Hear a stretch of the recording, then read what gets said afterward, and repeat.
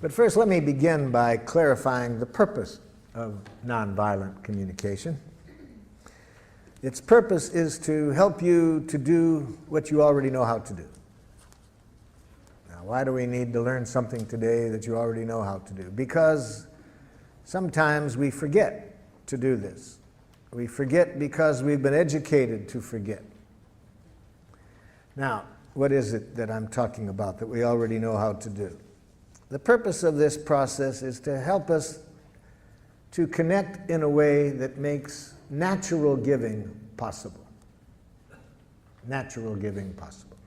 What do I mean by natural giving? Let me do you a song to make it clear what I mean by natural giving.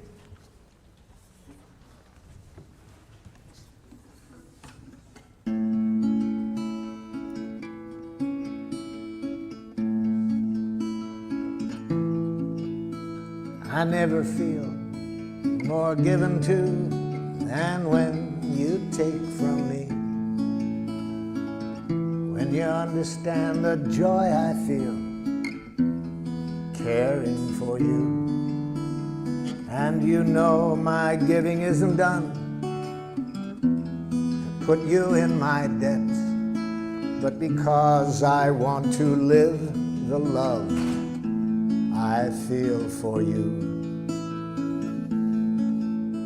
To receive with grace may be the greatest giving. There's no way that I can separate the two. When you give to me, I give you my receiving. And when you take from me, I feel so given to.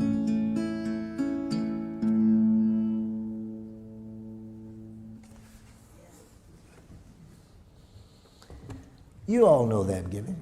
You know how to do it. And that's what I'm interested in. Remembering to stay with that quality of giving, moment by moment in any connection. But we also all know that it's easy to lose it. It's easy to lose that connection, so that instead of enjoying that quality of giving, which is possible every moment in every contact we have, in spite of how precious that is, we forget. And instead of playing the game that that song is about, which I call Making Life Wonderful, it's the most fun game I've ever heard. Instead, much of the time we play another game called Who's Right? Have you ever played that game?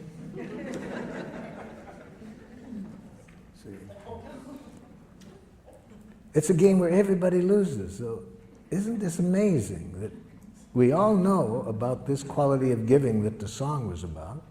It's possible every moment. We find that the richest thing to do, and much of our life we end up playing Who's Right? Now, the game of Who's Right involves two of the most devious things human beings have ever come upon. One, punishment. See, because if you're wrong in the game of Who's Right, then you deserve to suffer. Can you imagine a more diabolical concept to educate people? So, if you haven't already abstained from punishment, I'm sure by the end of the day that will no longer be a part of your consciousness. No more punishment. You won't do it in your families. We'll get rid of it with criminals. It just makes things more violent. We'll find other ways to deal with other nations beside punishment. No more punishment. No more reward. It's the same game. It's part of the game of Who's Right. If you're right, then you get rewarded. If you're wrong, you get punished. No more. No more. It's created enough violence on the planet. No more guilt induction. See? No more shame. No more concepts of duty and obligation. Just what the song is about. Natural giving. So how did we get off target? We got off target, according to Walter Wink, a theologian who writes in his book, The Powers That Be. We got off target about 5,000 years ago. We got off target because we started to get some wild thinking. Wild thinking that human beings are innately evil. And when you believe that human beings are innately evil, then if things aren't going as we would like, what's the corrective process? The corrective process is penitence, you see. When people are evil, you think that the way to bring about change when people are behaving in a way you don't like is to make people hate themselves for what they're doing. So for these political reasons and theological reasons, we started to develop a language that I call jackal language. It's a language that cuts us off from life and makes it very easy to be violent. Very easy to be violent. In fact, in that book I mentioned, Wink says that domination cultures, one of the things you have to educate people is to make violence enjoyable, you see. And we've done a good job of that. We make violence enjoyable in our culture. The 2 hours a night from 7 to 9 when children are watching television the most, in 75% of the programs they watch, the hero either kills somebody or beats them up, you see. And when does this happen? At the climax of the program. We've been educated for quite a while to make violence enjoyable. So even though I think what that song was about is what is really closer to our nature, this natural giving, we've been educated to make violence enjoyable, and educated in a way we can even be violent to our children. So what is jackal language like? See, jackal language, as I've mentioned, is a language of moralistic judgments. You think in terms of who's right, who's wrong, who's good, who's bad. And when you mention change, yes, we want change at times. So how do you get change in the jackal system? Watch a parent try to bring about change in the child. This is a parent teaching a young child say one of the most important words in jackal. Say you're sorry. I'm sorry. You're not really sorry. I can see it. You're not really sorry. I'm sorry. Okay, I forgive you. Can you imagine a game like that? Can you imagine a parent responding to a child that way?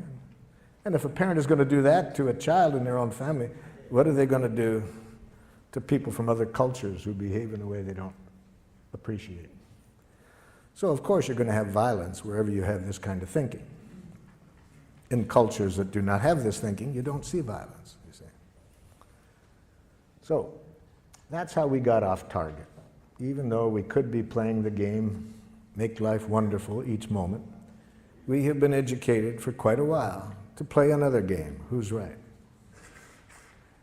So what are the parts of this game of who's right? I've just mentioned one of them. One part is moralistic judgments, learning how to go up to our head and think basically in terms of right and wrong, good and bad, normal, abnormal. I learned this game very well. I speak several dialects of jackal. I grew up in Detroit. We spoke a rather harsh dialect of jackal. You might call it Detroit jackal. For example, if I'm out driving and someone is driving in a way that I don't like, and again, I want to install change, you see, I roll down the window, idiot! Now, theoretically, the person is supposed to repent. I confess I was wrong, sir. I will change the error of my ways. It's a great theory. It didn't work. I've tried it more than once. It doesn't work. So I thought maybe it was that particular dialect of jackal. So I decided to get the more cultured use of jackal. So I went to the university and got a doctor's degree in professional jackal. Now when somebody's driving in a way I don't like, I roll down the window. Psychopath! still doesn't work. You see. There's another part of this language of Jackal. Amtssprache. Amtssprache. That's very important. You see, a language that denies choice, denies responsibility for our actions. I use the word Amtssprache for this part, having read an interview with the Nazi war criminal Adolf Eichmann at his trial for war crimes in Jerusalem. Eichmann was asked, was it hard to send tens of thousands of people to their death? And Eichmann answered candidly, he said, to tell you the truth, it was easy. Our language made it easy. That interview shocked, that answer shocked his interviewer. And his interviewer said, what language? Eichmann said, in fact, my fellow Nazi officers and I, we had our own name for our language. We called it Amtssprache. Amt in German means office, and Sprache, language. I'd call that bureaucratic language. He was asked for some examples. Eichmann said, it's a language in which you deny responsibility for your actions. So if somebody asks you why you did it, you say, I had to. Then you don't feel so bad if you have to do it. You see, you're not responsible. But why did you have to, Jack? Superior's orders. Company policy. They made me do it. I couldn't do elsewise. Very dangerous language, Amtssprache. Very dangerous. We have giraffe schools. I use the word giraffe, you see, as a symbol for nonviolence. We'll see today that the language we're going to study is a language of the heart. And so I use giraffe language for that because giraffes have the largest heart of any land animal. So,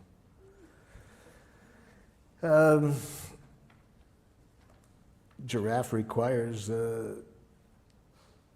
always being conscious of choice, you see. We never do anything that we don't choose to do. But I was teaching giraffe to a group of parents and teachers in one community, and we have giraffe schools throughout the world. We have 5 in Israel, 4 in Palestine, some in Serbia, and so forth.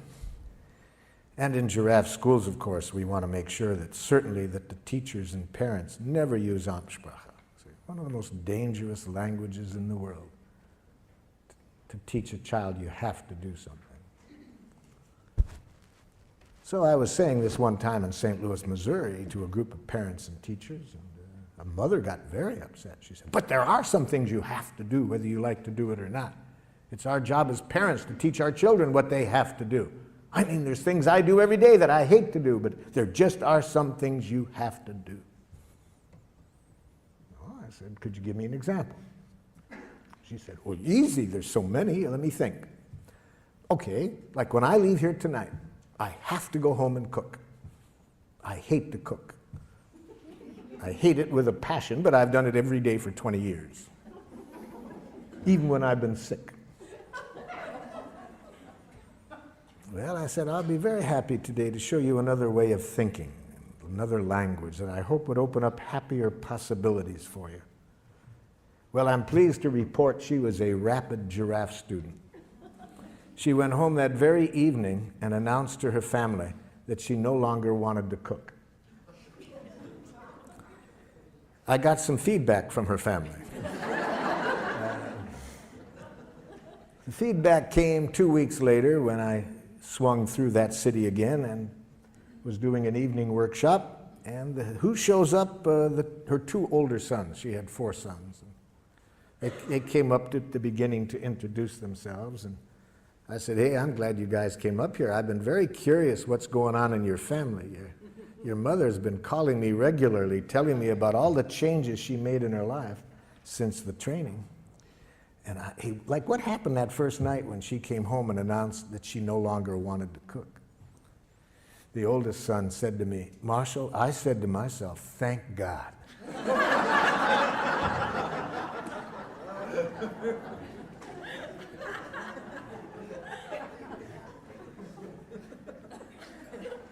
I said, help me understand that one.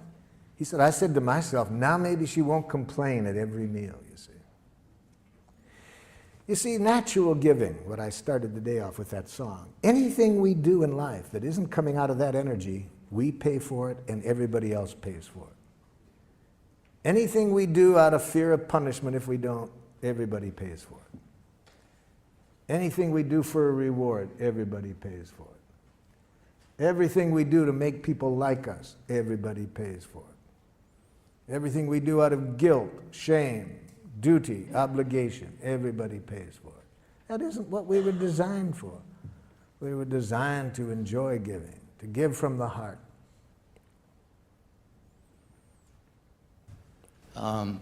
Marshall? Yes. I'm over here. My son brought me to one of your seminars, and I met you some 10 years ago. Yes. In Oakland.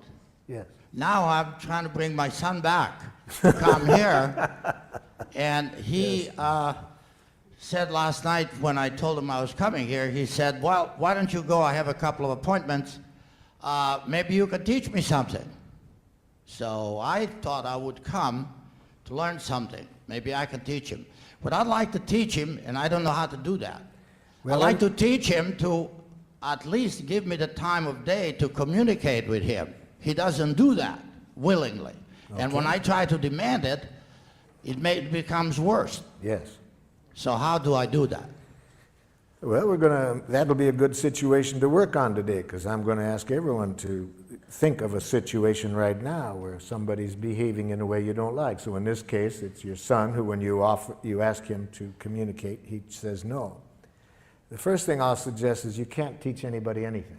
That's right. And to have that as an objective is itself to create problems. So, yeah. So let's change the objective. Let's never try to teach anybody anything or to change anybody. If that's your objective, you'll create resistance. So that'd be my first suggestion today. Never try to teach anybody anything or to change anybody. That clear? Yeah. Okay. So what do you do then? Give up? No. See, this is the thinking that's been shaped in us by Jackal. See, the game of who's right, win, lose. So then if we can't change and win, then the option we think of is to be a chump and lose, you see. We've been educated to think in those two ways, win, lose, right, wrong. No, I'll show you a way, another option. Okay, let's get into it. Let's give you a chance to practice it. Some of you have already thought of situations, such as somebody you want very much to communicate with, they say no. So, think of somebody at the moment who is behaving in a way that is not making life wonderful for you, and you'd like to get to the place that the song was about, where everybody's needs can get met and people are giving to one another from the heart, willingly, not out of coercion, you see. Let's see if we can show you a process to get there in this situation, to get everybody's needs met, and where people give willingly, not out of any coercion. So maybe you are living at home. Maybe you choose today to work on a child that you are living with at home who says horrible, horrible jackal things such as, no. Oh, you laugh. You try living with one for a while. Please brush your teeth. No. Maybe you are living at home with a jackal-speaking partner who says horrible jackal things such as, that hurts me when you say that. We'll see today that it's a violent act to say others make you feel as you do. See? To imply that others can make you feel hurt or angry. Maybe at work somebody's behaving in a way you don't like. They come late. They're not producing as well as you would like. Maybe your next door neighbor has been sexually molesting children. Whoever you want to pick, somebody who's behaving in a way you don't like. And you'd like to see how we would arrive at the objective of creating the quality of connection that will get everybody's needs met through natural giving. That's our objective. Okay? Now, open up your materials to the last page, second to the last page. At the top it says, expressing how we are and what we would like.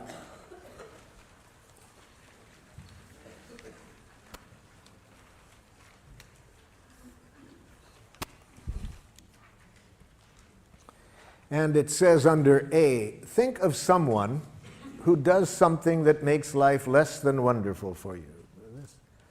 So this person that I'm asking you to think about, who's presently behaving in a way you're not crazy about, and what I'd like you to do is answer this question.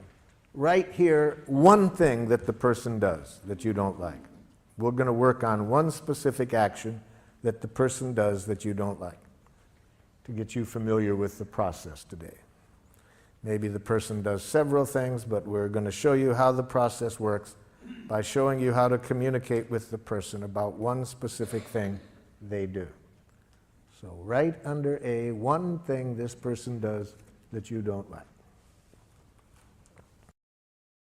Now, when I was here in San Francisco working with the school system back in the 70s, the superintendent of schools asked me to go into an elementary school. He said the parents are complaining about the quality of relationship between these teachers and the administrator. They said the tension in the school is so great that the parents want to take their children out of the school. So he asked if I would go in and see if I could open up better communication between the staff and the administrator. The plan was I would meet first with the teachers and then get the teachers and the administrator together. So in my meeting with the teachers, I started with a question that I just asked you. I said to the teachers, can you tell me one thing that the administrator does that makes it hard for you to work with him? I was asking for an observation, a concrete behavior. What is one thing he does? The first teacher to respond said this: he has a big mouth. Now, can you see the difference between the question I asked and the answer I got? I did not ask, what size mouth does the principal have? So this teacher was giving me an evaluation, an analysis that implies wrongness. You see, we've been so trained to think that way that sometimes we can't separate fact and opinion. All we see is our enemy image. See, whether it's an individual or a nation, we have been trained to think in enemy images of wrongness. And it obscures reality. We don't see the behavior, we just see our enemy image. In his book, Out of Weakness, Andrew Schmuckler says that when cultures are taught to think this way, not to just see the person, but an image, a judgment they've made, bombs are never far away, you see. So I pointed this out to the gentleman, that this was not an answer to my question. I wanted to know one thing the principal did. This man was stuck. He just couldn't get it. The woman sitting next to him tried to help. She says, well, I know what he's referring to. I said, okay, help him out. What's one thing that the principal does? He talks too much. No, too much is a judgment. I ask for an observation, not a judgment. See, this is how jackal-speaking people think. They really have been brought up to think there is such a thing as a just right amount of everything. And too much and too little, and that they know what it is, see? So they think that way. It doesn't make resolving conflicts too easy with them when people have an idea that there's a right and a too much and a too little, and they know what it is. And especially when they mix it up with an observation. I was just asking, what does the person do? And again, for the second time, this person couldn't see the behavior separate from the judgment. A third person tried to help. Well, I know what they're talking about. Okay, what? He thinks he's the only one that has anything worth saying. No, telling me what you think he thinks is an evaluation you're making of what you think is going on in his head. I was asking for what does he do? A fourth woman said, he wants to be the center of attention all the time. I said, now you're giving me a judgment or a diagnosis of his motives. Even if it's accurate, it's a diagnosis of his motives. It's not an observable behavior. My question was, what does he do? Now the entire faculty sits there quiet. Nobody can answer the question. And one of the women said to me, boy, Marshall, that's hard to do. Yes. In fact, the philosopher Krishnamurti says that to observe without evaluating is the highest form of human intelligence, you see. So those of us who have been taught to think in these enemy images, immediately to think right, wrong, good, bad, normal, abnormal, appropriate, inappropriate, to this, to that, we can't see reality. All we see is our enemy images. Well, with great help, with great effort on my part, I finally got them to get rid of the images and answer this simple question: what does he do? It was several things, but the one that they wanted particularly to start working with him on was this: that during their once-a-week faculty meetings, regardless of what was on the agenda, he would relate it to a war experience or a childhood experience. And the average meeting lasted 20 minutes longer than it was scheduled. Okay, that answered my question of what he did. He talked about war experiences, childhood experiences, rather than sticking to the agenda. I said, have you called that to his attention? They said, well, we can see now that when we tried to talk to him about it, these other judgments get mixed in, and he gets defensive. So they thought it would be a good idea to talk to him about it, but they asked if I would be at the meeting just in case. So I attended their next staff meeting, and I saw rather quickly what they were talking about, because almost as soon as an issue came up, the principal would say, oh, that reminds me of a time, and he would start to tell a story. And I was waiting for somebody to confront him on this in Giraffe, but instead of that, there was a lot of nonverbal jackling going on. People were going like this, rolling their eyes, poking the person next to them, yawning, looking at their watches, holding the watches up to the ears.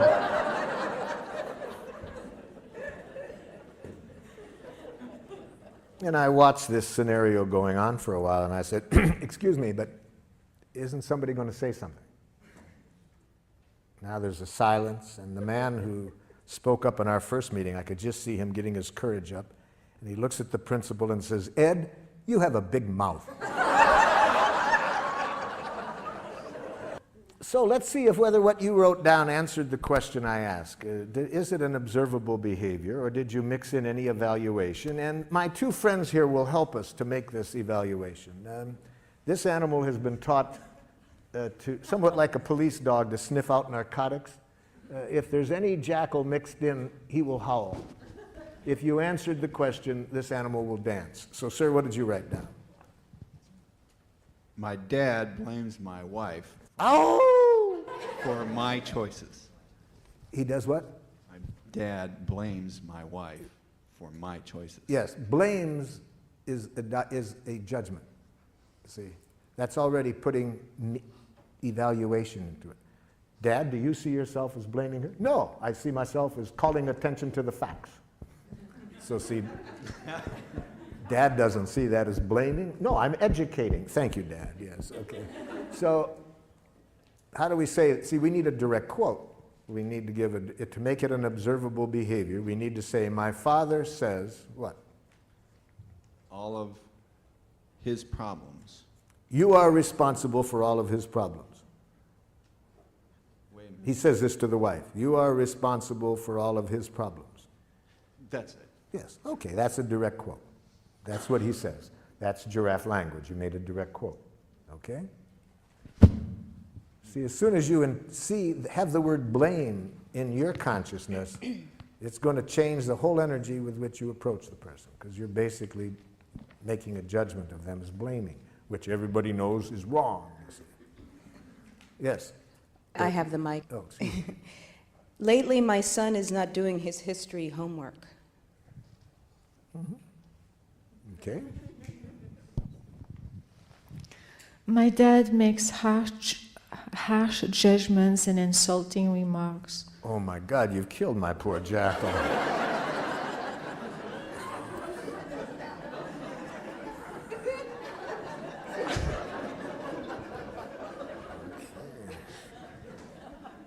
He could have handled the harsh, that was one judgment, but insulting, harsh and insulting, those are two judgments. Actually, he does use insulting words. No, there is no such thing. After today, in fact, seriously, by 4:30 this afternoon, you will never hear another insult. It won't exist. Insults will not exist. I'm going to show you to use some technology today that takes insults and criticism out of the waves, airwaves. So that no matter what your father says, you can never hear another harsh statement or another insult, because we're going to show you today how to use this technology.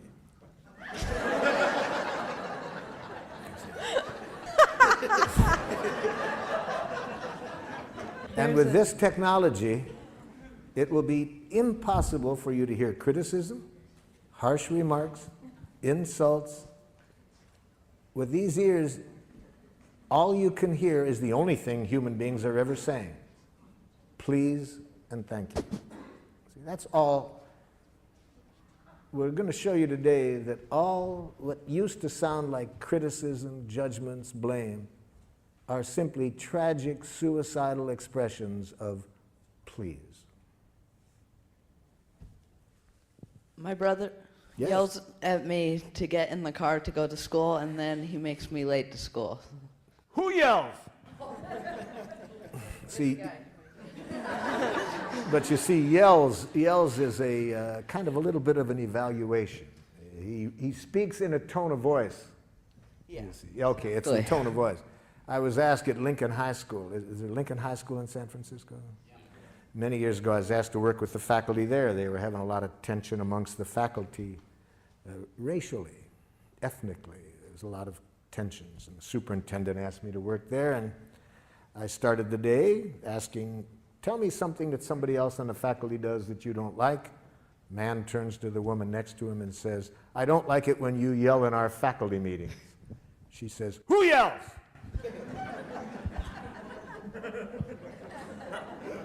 Now, she was from a different culture than this man. See, what was yelling in her culture was quite different. And about 10 minutes later, when she started to yell at him by her own definition, I saw a difference, So raises the voice when he's asking you to get ready for school. Yes. Or just kind of gets angry at me to get in the Now, gets angry, that's maybe accurate, but it's a diagnosis. We don't know whether he's angry. He might be scared that, you're going to miss school. Yeah.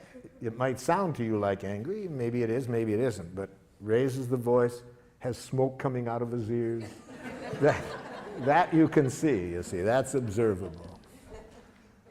Yes? Fifth grader Jesse refuses to do his seat work. Ow! Refuses is a diagnosis. Maybe an accurate diagnosis, but it doesn't tell me what he does. He just says, no, I don't want to do it. Says, no, I don't want to do it. That's the behavior.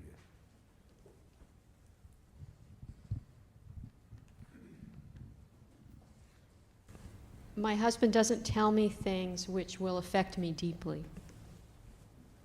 Okay. It's the first jackal husband I've ever heard of. This is a new experience for me today. A student in my class incessantly talks loud, won't stay seated, or keep his hands to himself. I hear about 3 judgments in there. Let's go over it slowly, because I hear 3 diagnoses. Say it again, so we'll hear the 3 diagnoses. Incessantly talks loud. Loud is your interpretation. Louder than you would like. If you want to say it, put it that way. Louder than I would like. Won't stay seated. Won't is a diagnosis. Doesn't stay in his seat after I've told him to. He might in the future. We don't know whether he will or not. So that's a diagnosis. Doesn't at the moment. Doesn't when I ask him to stay in his seat. And does not keep his hands to himself. And does not keep his hands to himself. Mm-hmm. Okay. Since coming to the introductory presentation on Tuesday night, I've been very aware of hearing evaluations Yes. in myself and especially in other people. And so I started to wonder, are all of those violent communications, or would there be a way that some of those are, according to this model, nonviolent? I would say that any evaluation of others that implies wrongness is a tragic expression of an unmet need. Tragic in the sense, for two reasons. First, it decreases the likelihood that we will get what we want. Even if we don't say it out loud, even if we think it, if we are even thinking that what somebody else does is wrong, it decreases the likelihood that we will get what we want. And second, it increases the likelihood of violence. So what could be more tragic than that, than expressing ourselves in a way that gets in the way of our getting what we want and increases violence? So anything that we want to say that implies wrongness on the part of the other person, I'm suggesting, is a tragic, suicidal expression of an unmet need. Say the need. Learn a need consciousness, which is what we're going to get to now, you see. That's how we evaluate in nonviolent communication. We evaluate from the heart. We make judgments, but we make need-serving judgments. We judge whether what people are doing is meeting needs or not. We don't moralistically judge the person for what they did. We judge whether it's serving life or not, because needs are our direct connection with life.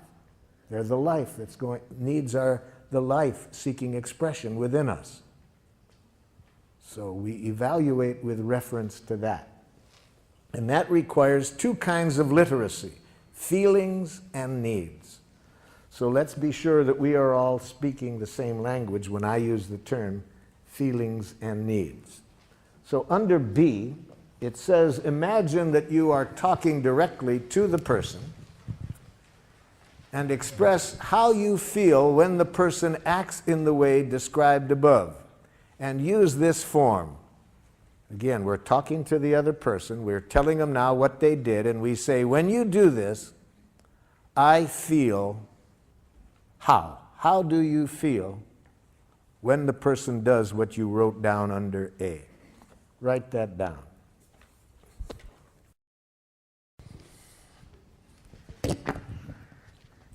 When you do this, I feel angry. Okay.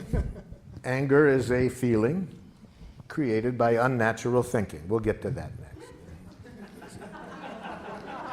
When you're not ready to leave at the agreed time, I feel anxious and impatient. When you speak that loud, I feel intimidated. Ow! Intimidated is a diagnosis. Be careful of words that are more descriptions of other people, what you think they're doing to you, like intimidating you. So write down the following as not feeling words. Do not mistake these words as feelings. I feel misunderstood. I feel used. I feel manipulated. I feel judged. I feel criticized. I feel ignored. For example, aren't there times when you think somebody's ignoring you? Don't you feel relieved? And at other times, don't you feel angry? You see, so words like that really say very little about what's alive in you. They say much more about how you are interpreting the other person's behavior. And above all, never mistake the word rejected as a feeling. I feel rejected. No. That's not a feeling. That's a suicidal interpretation. Okay, who's got the mic? There's the mic. Yeah. Hurt, disappointed, disheartened. Yep.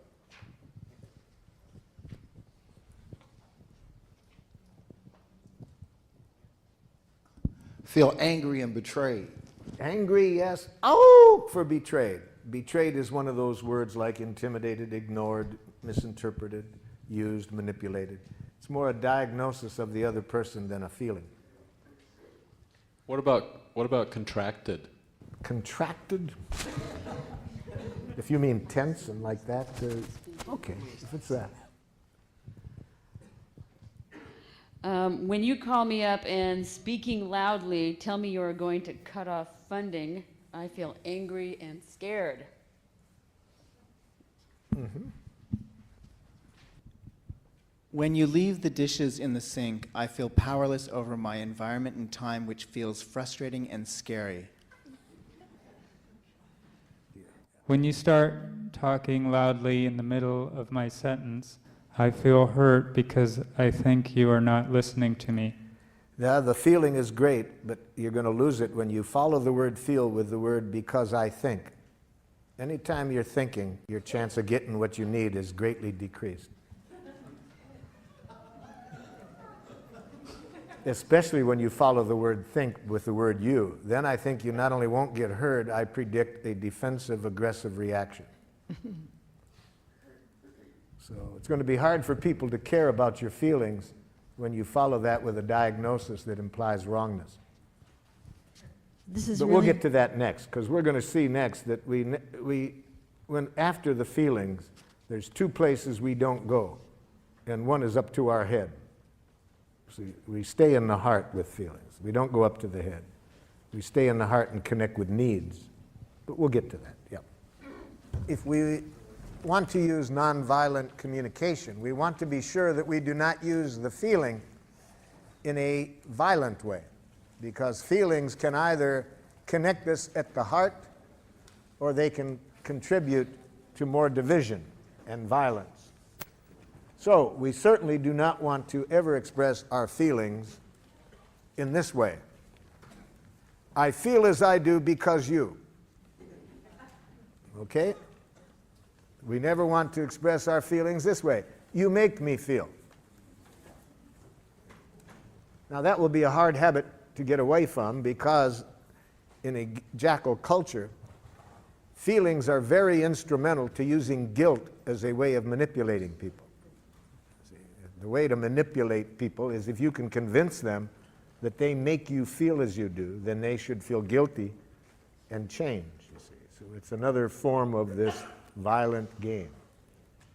So, for example, if you are a parent and you want to use feelings in a violent way rather than a connecting way, you would express it this way. It really hurts me when you don't clean up your room. Okay? Or, you make me angry when you say that.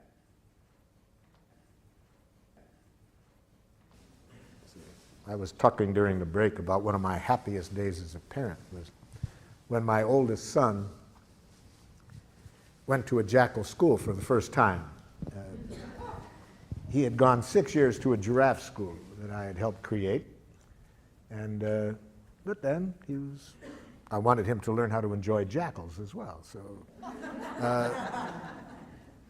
and in giraffe schools, we also want to be aware that the children are not always going to be in this setting, so we want them to learn how to stay with their own values regardless of which structure they're in, you see. So he comes back the first day from school, and he looked less than happy, and I said, how was the new school, Rick? And he said, it's okay, Dad, but whew, boy, some of those teachers, Dad. I said, what happened?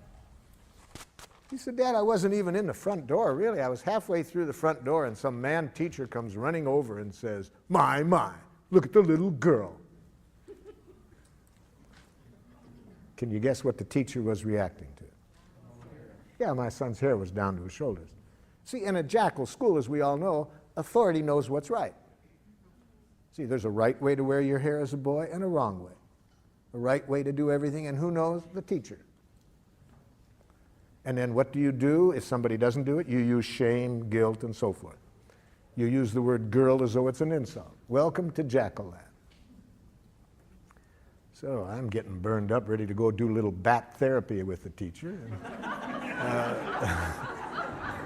forgetting all about my teachings. And I said to my son, how did you handle it? He said, I remember, Dad, that what you said, that when you're in that kind of environment, never give them the power to make you submit or rebel, you see. So one of the things we want to teach children very early, no matter what structure you're in, never lose track that you are free to choose what you do. Don't allow institutions to determine what you do. I said, hey man, that you remembered that, that's a big gift. I really love that you could remember that under those conditions. Then what'd you do? I put on my giraffe ears, Dad, tried to hear what he was feeling and needing. I said, you remembered to do that? What did you hear? Pretty obvious, Dad. Looked irritated, wanted me to cut my hair.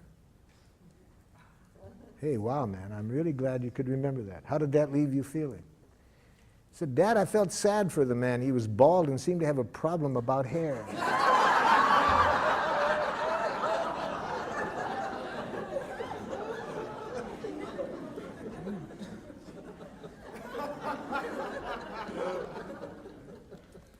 So we want children, the same thing we want to teach adults.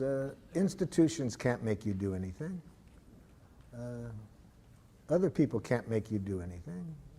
No human being has ever done anything they didn't choose to do. A Palestinian in the village of Hebron disagreed with me one time. He said, I don't agree with you, Marshall, that we only choose to do. Where was my choice 2 days ago? A soldier puts a gun at my head and says, take off your clothes or I'll shoot you. Where was my choice?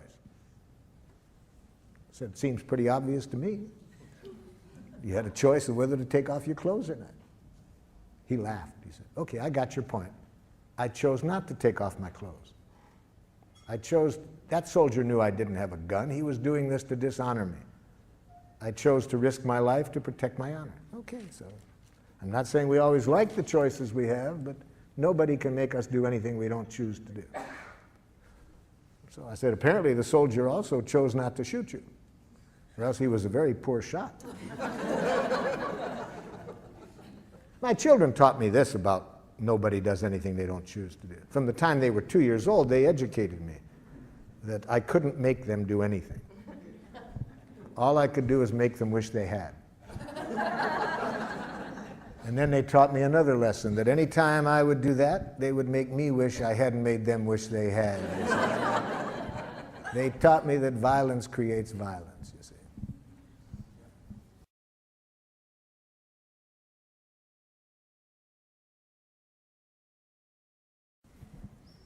Okay, the next step then. We do not attribute responsibility for our feelings to the other person.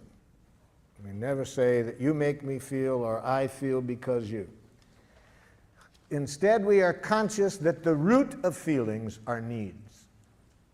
See, behind every feeling, there is a need. Now, certain feelings tell us that there is an obstruction in our thinking, that instead of our being directly connected to our needs, we have chosen to go off to jackal-land. So what are these feelings that tell us that we're not directly connected to our needs? Anger, depression, guilt, and shame. Those feelings are very valuable. They tell us that at this moment I'm not directly connected to my needs. Instead, we are up in our head telling ourselves moralistic judgments about somebody. Anger, we're making moralistic judgments about somebody else. Depression, guilt, and shame, we're playing that game on ourselves. But we're not alive, and as I would define being alive, which is connected to our needs. Yeah.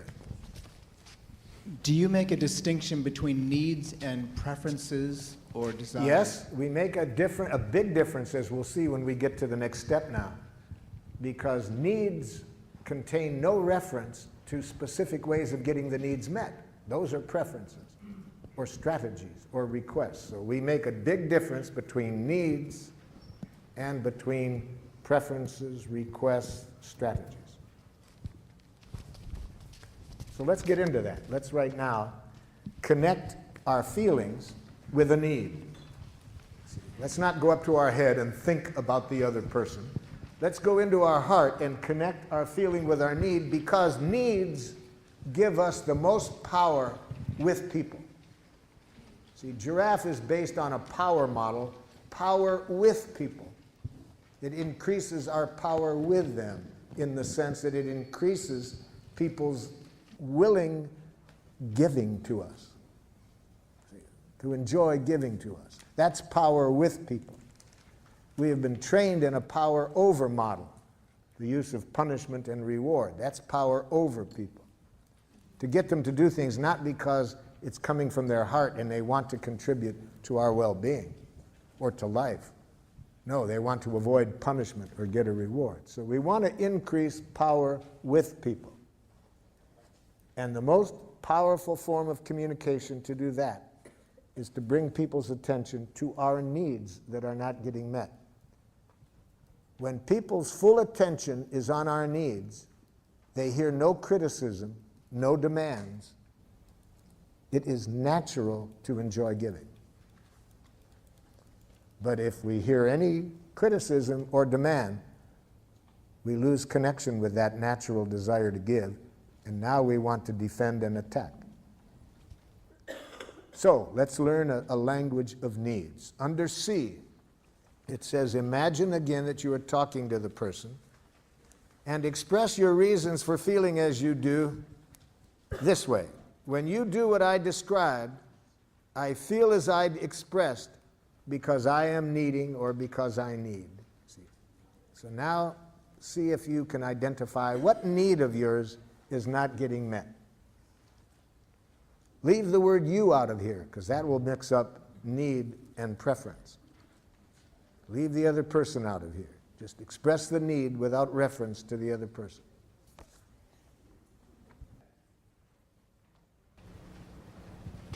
All needs are universal. Every human being in the world has the same needs. So you can look at what you said and see whether this applies. You see. So if what you wrote down is a true need, every other human being in the world has that need. We're all created out of the same energy. So we really see this at the level of needs.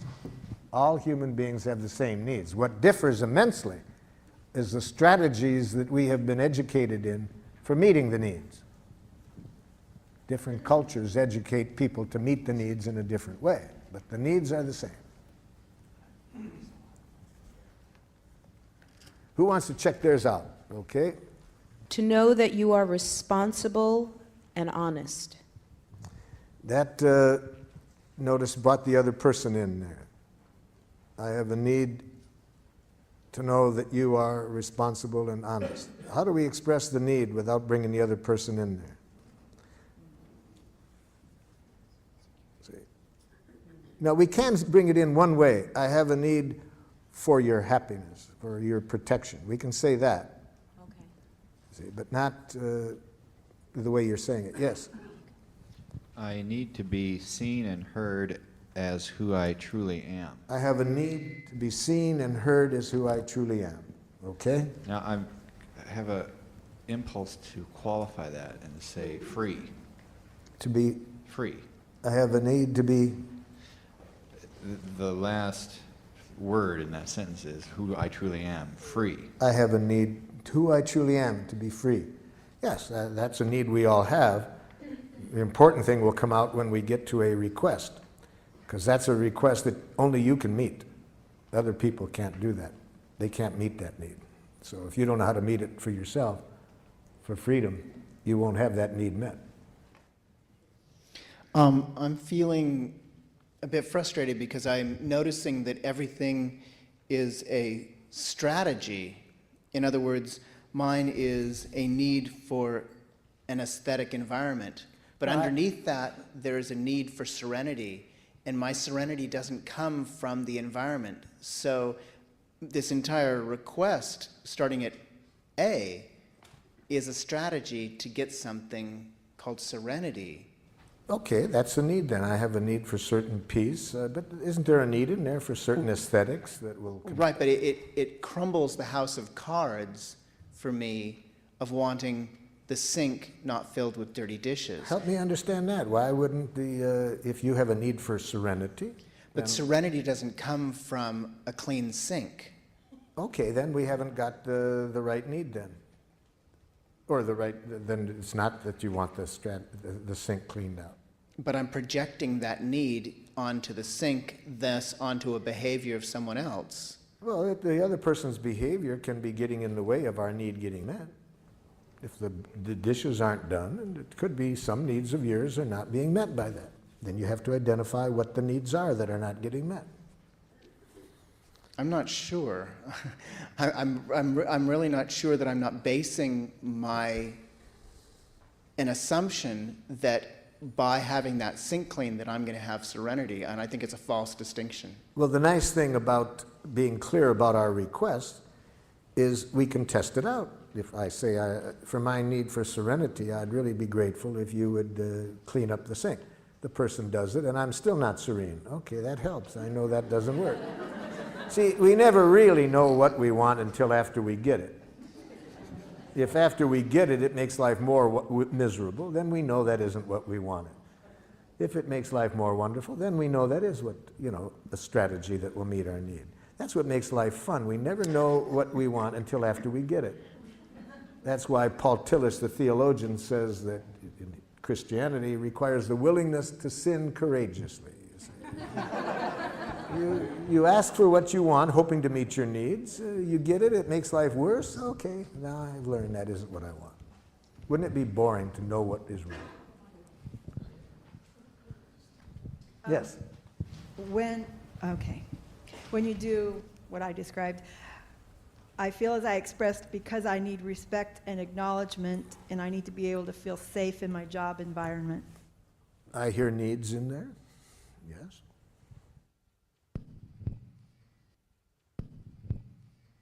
When you do what I described, I feel as I express because I need to express my desire and need without it hurting you. No. Now we No? got a bunch of stuff in Oh, there. shoot. If you want to avoid hurting other people, the only way I can offer you to do that is to become a nice, dead person. Yeah. Because if other people have jackal ears, they can get hurt if you have heartburn. So would I just cut off that second half? Just, I need to express my desire and need? Yes, and then what you want to say to yourself, and I want to learn to enjoy your pain. Ooh. Which Whoa, is, we're going to show you enjoy. after lunch how to enjoy the other person's pain. Ooh, that sounds... It's one of the most loving things you can do, you see. If you're, as I will define it, obviously I don't mean in a sadistic way. Yes. So I have a couple I'm working on. One of them is because I have a need for predictability in I have a in need my for daily schedule. predictability, okay. And the other one would be because I have a need for privacy. Yeah. Go ahead. My need is for comradeship and acknowledgement of my comradeship. Mm-hmm. Mm-hmm.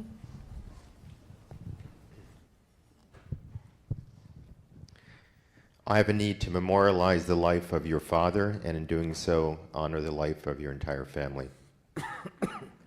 Have a need to honor this life, yes.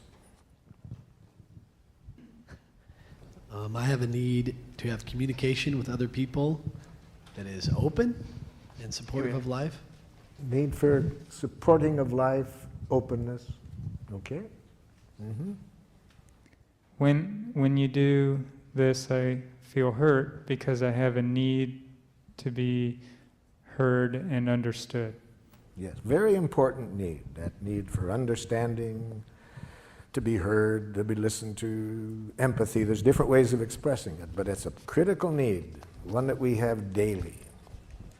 Daily, yes. Bottom line, I have a need to love you and to let your love in.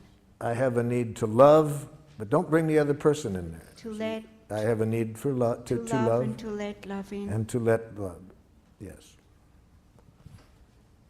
See, our needs don't, when we believe that our needs involve another person doing something, we take a very abundant world and make it scarce very quickly. So we don't want to mix up our need and a request. See, we may have a request, a strong request, that a particular person meet our need for love. See, that's a strategy. We may want this particular person, but we don't have a need for that person to love us. That's mixing up the need and the request. We have a need for love. We have a strong preference that this person take the actions to meet that need. But we don't want to mix up the need and the strategy. Okay, let's take one more and then we'll go. We've got to move on. Yes. Yeah, I'm confused if this is a need or a strategy. Okay. I need to feel loved. Ah, loved is a very important word. I need love, yes. But now, That word love is so important that we got to get real clear what we mean about it when we use it as a giraffe. See, watch what happens when a giraffe and a jackal get together on this love. See, watch this jackal ask a very dangerous question. But notice that the giraffe is too smart ever to answer this question. Watch. Do you love me? Jackal, before I can answer your question honestly, I need to get some important things clear. Are you using the word love as a feeling? Well, of course. Okay, well, I needed to get that clear. So you mean, am I feeling certain warm, cuddly, tender feelings toward you? Yes. Okay, I needed to get this clear, because see, we giraffes do not use the word love as a feeling. It's much too important to us to get it confused with a feeling. It's a need for us. But since you use it as a feeling, okay, I'm glad to know that. So would you please then, now that I know that, would you ask the question again? Do you love me? When?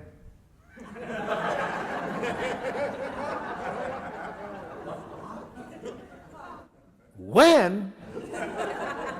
Well, I want to be honest. I can see how important this is to you, but how can I be honest with you about what I feel toward you without reference to a specific moment?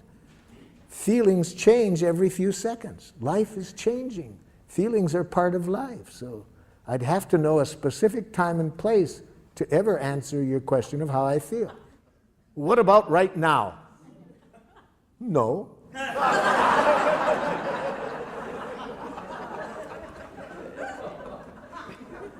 But try me again in a few moments.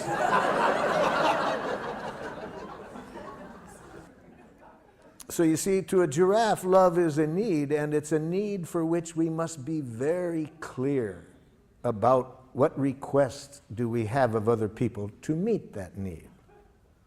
Now, watch what happens with reference to that if we're in a love relationship with a jackal. I want you to love me. Oh, so you have a need for love, jackal, and you're giving me the honor of wanting me to meet that need. Yes. I really see how important the need of love is, so I want to be clear what you would like from me to meet your need. Could you tell me what you are requesting of me to meet your need? Now, the poor jackals, they don't live in the moment, you see. To make a clear request, you have to live now.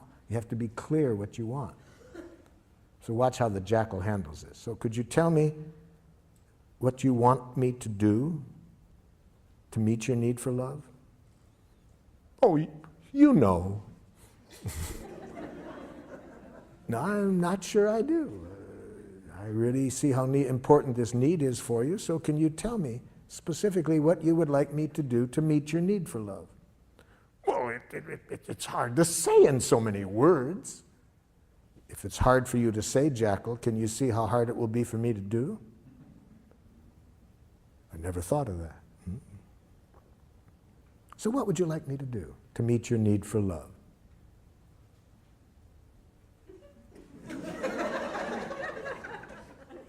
It's embarrassing to get clear. Yes, it is, because much of our oppression in close relationships comes from saying to people, I want you to respect me, I want you to love me, I want you to understand me, without our being real clear what we want when we say that. So what are you wanting, jackal, when you say you want me to love you? I want you to guess what I want before I even know what it is. And I want you always to be willing to do it. Thank you for defining it that way, jackal. Would you please find someone else to meet your need for love?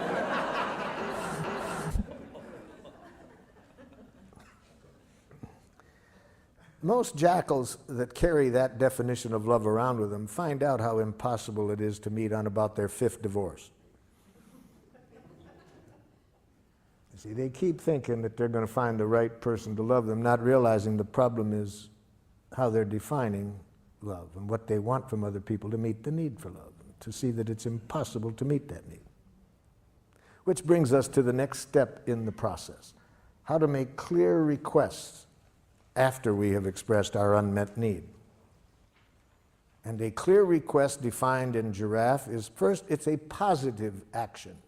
We say what we do want, not what we don't want. So a woman gave me a very good example of what happens when you say what you don't want. In a workshop, she said, "You've really helped me understand what happened recently, Marshall. I said to my husband, I don't want you spending so much time at work. And then I got furious with him when he signed up for a golf tournament."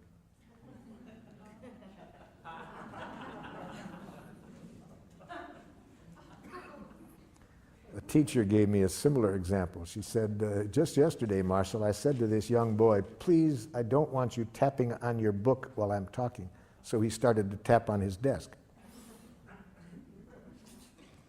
Saying what we don't want doesn't make clear what we do want. But worse than that, if we frame our objectives in getting rid of something, it leads to violence very often. It makes violence seem attractive when we try to get rid of something. For example, I was working with some teachers in a school in Rockford, Illinois. Their observable behavior they wanted to work on is, on the average, every 3 months, 38 broken windows in the school. So we got down to the request. I said, "What do you want different from the students?" It's obvious. We don't want them breaking windows. So you're saying you don't want the children breaking windows? Yes. What should we do? Kill them.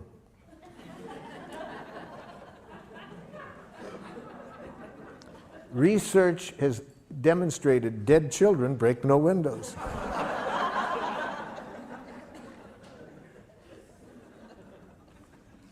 Almost any time we think of what we want to get rid of, it makes violence look attractive. And as stupid as that example was I just gave you, look in the newspaper on any given day and see how many world leaders are saying we're going to teach them not to, we're going to get them to stop. And they think violence is going to... See, it always makes violence seem attractive to... It's only, as I said earlier, when we get two questions clear. What do we want people to do? And what do we want their reasons to be for doing it? Then I think we'll see violence never works. Okay, so we want to say what we want to say in the positive. What do we want the other person to do? What do we want them to start doing differently? And second, that it needs to be clear action language. So we can't do what this one wife did with her husband who came to a workshop with him. She said, "I want you to listen to me when I talk." He said, "I do listen." "No, you don't." "Yes, I do." "No, you don't." They told me they'd had this same conversation for 11 years. The problem is with the word listen. See, what does that? We can use the word listen as a need. I have a need to be listened to. But when we move to request, we need to speak action language. What specific action do we want this person to take? We can't use the verb to be.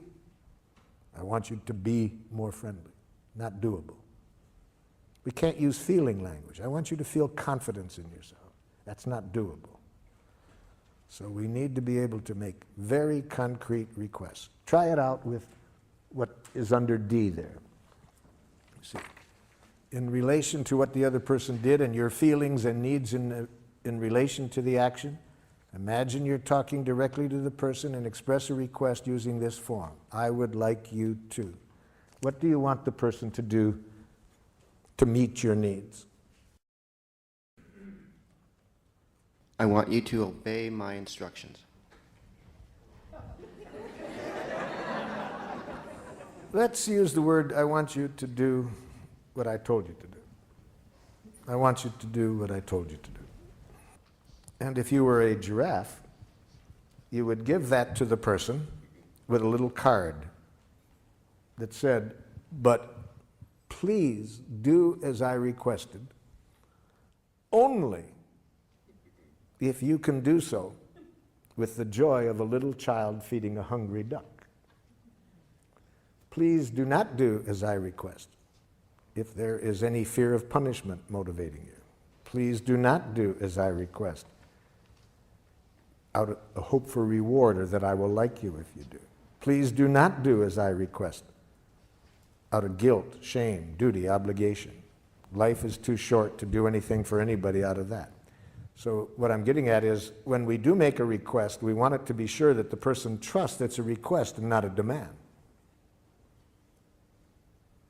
So we'll come back to that, but let's just work on the clarity of the request to begin with. Yes, so what is your request? I would like you to do what was agreed upon. Okay. Give me the space to complete my thoughts. Oh! Too vague. Give me the space. Let me complete my Let thoughts. me is not doable. Let me show you what I mean. A woman said to her husband, came to a workshop, I want you to give me the freedom to be myself. He says, I do. No, you don't. I said, hold it, hold it. Give me the freedom is not doable. Let me? No, that's not doable. Allow me? It's not doable. What do you want from him when you say, give you the freedom to be yourself? It's embarrassing, yes? What? Say it. Oh, it's embarrassing. Say it out loud. What do you want when you say all of that? I want him to smile and say it's okay no matter what I do. Okay, now you're honest. You see, so what do you want? I want to express myself. Yes, you can do that. Nobody can stop you from expressing yourself. So I'm getting interrupted. You want the other person to wait until you finish speaking? Yes. Before starting? Yes. Okay, that's the doable action. So how do we know? You can only tell whether it's a request or a demand by how I treat you if you don't do it. That's what tells people whether we are making requests or demands. What is their memory of how we act when we don't get what we want? If people have in their memory any punishment on our part in the past when they don't do what we want, any blame, it will now be hard for them to trust that we are making a request and not a demand. It will take the joy out of giving to us. So let's follow that example a little bit more for me to show you what I mean. So I say to you, I'm really lonely this evening and would have a need for some company. Would you be willing to spend the evening with me? And you say, Marshall, I'm really preoccupied with some things at work and would really need some space to myself this evening. Could you find someone else to be with you this evening? And here's my reaction.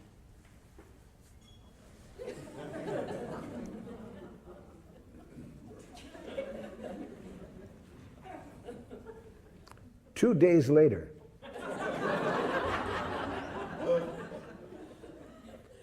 what's the matter? Nothing. Come on, what's the matter? You knew how lonely I was. If you loved me. Now, was it a request or a demand? See, so we can't tell from how nicely it's asked.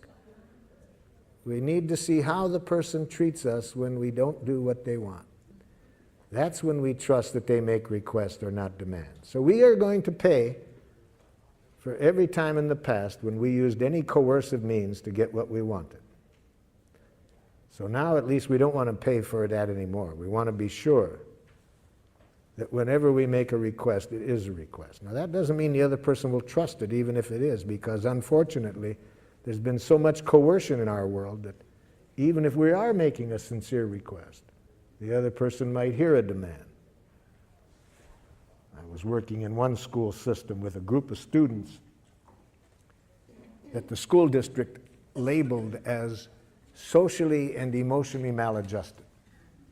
Now, from what you've learned today, was that a jackal school system or a giraffe school system? Yes. It sounds like in your example that the person was really disappointed or really let down. Not let down, that's a diagnosis. Okay. They're really disappointed. Really hurt. Okay. So how could they have expressed that without being a demand, but not suppressing their fact that they're really disappointed? They could say, so you have a lot to do right now and it would really meet your need to be by yourself. Yeah. And the kind of mood I'm in right now, I really trust that you would meet it better than anybody else I know. Is there some way that we could find to get your work done and still meet my need for connection tonight? That's what we call dogging for our needs. You see? Now that shows respect for the other person's needs. I'm not trying to use any guilt or manipulation, right? I'm just trying now to find a way to get everybody's needs met. Okay? So then So then if the person can't find replacement? If the person cannot think of somebody to replace them, it will not be a problem. It will only be a problem if I put on these ears and receive in what they said a rejection. You see, if I hear a rejection, that's the problem. It's not okay to say I'm disappointed? You can say I'm disappointed as long as you don't say you disappoint me. And as long as you don't stop after saying I'm disappointed. See, I'm disappointed. That's just another way of saying you disappointed me. I'm disappointed. We always have to end a feeling. At the very end of it is going to be a request. See? So we don't just say I'm disappointed. We have to take responsibility for asking for what we want. Given the other person has this other need, okay, what do you want then from them? Well, the jackal doesn't like that game. They don't like to have to be responsible for what they want. They'd rather say, well, if they love me, you see, if they were any kind of friend, I think it's only fair that they want to control by guilt, shame.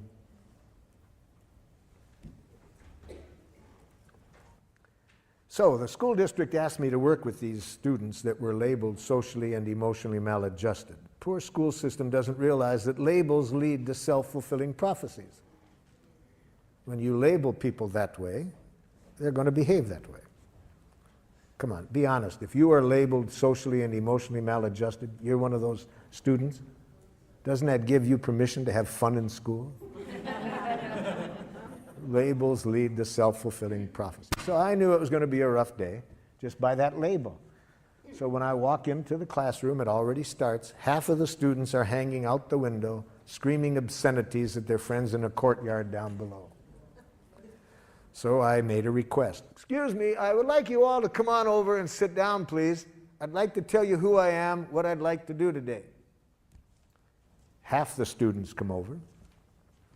I wasn't sure the other half had even heard me, so I repeated it. Would you all please come over? Now everybody comes over with the exception of two young men.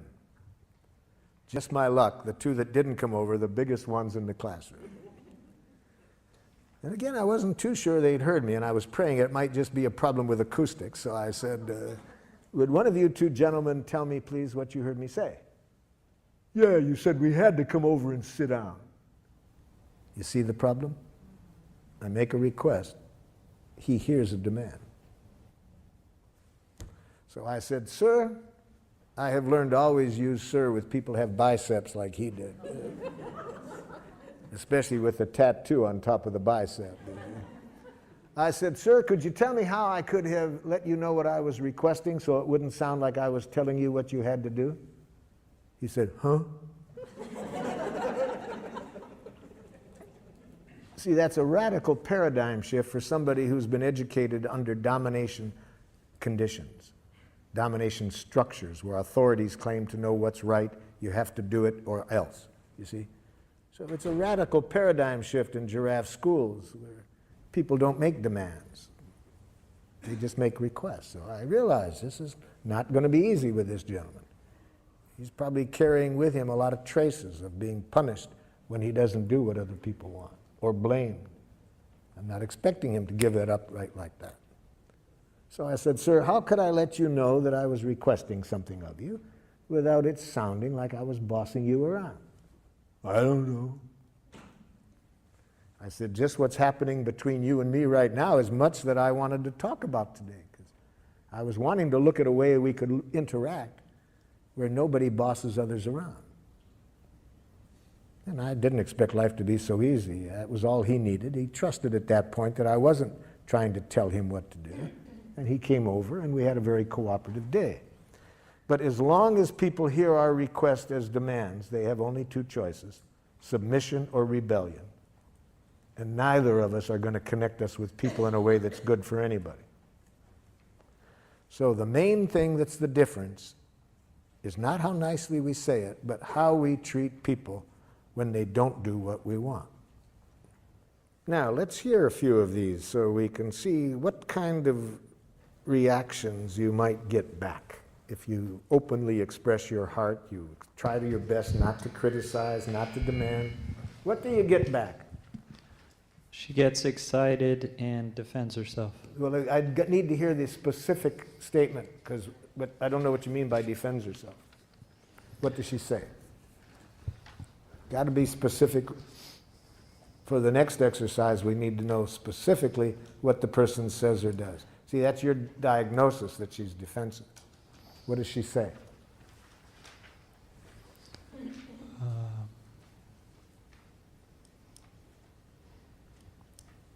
Sometimes things happen and I'm not ready to leave when we agreed. Well, sometimes things happen and I'm not ready to leave when I agree.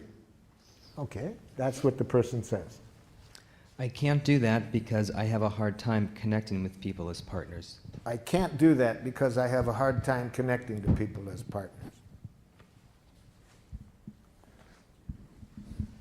This is their response back? Yes, What what did the person respond back? He says, nothing I do is ever good enough. Nothing I do is ever good enough. Okay, here. Guess I should go through the whole thing. She says she doesn't like the way I wash dishes or make the bed. Yes. I feel angry and resentful. Yes. I feel as I expressed because I need to be accepted for my willingness and ability to do a job the way I do it. Yes. I would like you to acknowledge my work positively. Even if I don't feel like it? How do you want me to, how would you like me to respond positively when an idiot could do a better job making a bed than you do? Okay, that's the last thing. She would say that she can't because I never do it the way it should be done. Yeah, so the problem there is with the present request. What do you want from this person? I think what you want is this. I'd like at least some gratitude expressed for my willingness to do what I did. And if I could get at least the gratitude for that first, I could better hear how you would like me to do it differently. Would that be closer? It'd be closer, but I'd still like her to accept the way that I do it. What does accept mean? Now we got to translate accept into a doable request. What if this person has a sense of aesthetics? You see, I can already tell what the problem is in your relationship. I've already made a diagnosis. You want to hear my diagnosis? Okay. You are a slob and she's a neat. See, there's these two kinds of people in the world, slobs and neats. And for some reason or other, they always live together. It doesn't make sense to me. You see, there's so much of this goes on every day about how to wash the dishes, how to make the bed. Now, I'll give away which one I am. I once cleaned the house immaculately. And my partner came home and said, I thought you were going to clean.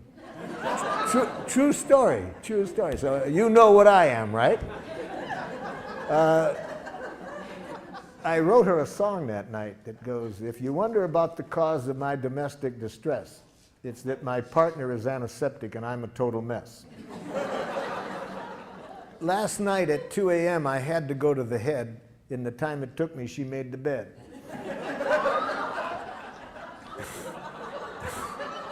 You know? So there are these slobs and neats, and they always get together.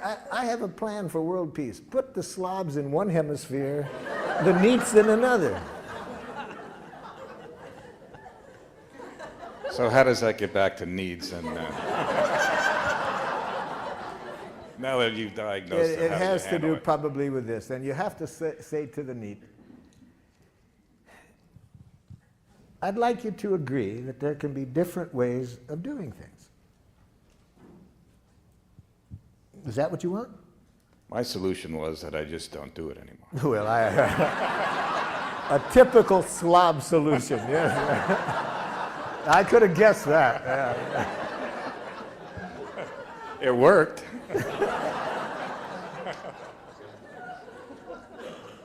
I would really like some acknowledgement. First, I'd like some expression of gratitude for what I did. I'm not saying you have to like it, but at least I'd like to hear some gratitude, if it's sincere, that at least that I was trying. Second, I'd like you to agree that there can be different ways of defining what is an adequate way to make a bed. Then, if after you agree to that, if you could say, what your preference would be without using words that imply that it's right, your way. That would be a lot easier. Something like that. Where is it? You sound like you're doing something out of a book. You sound like you're doing something out of a book. Talk like a real person. Don't use any of this psychology crap on me. Something like that.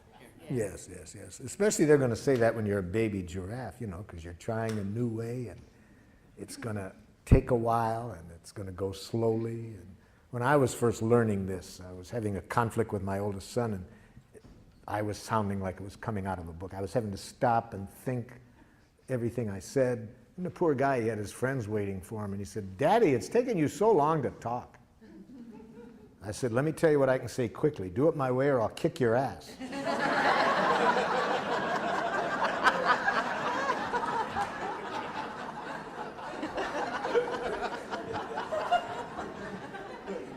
He said, "Take your time, Dad."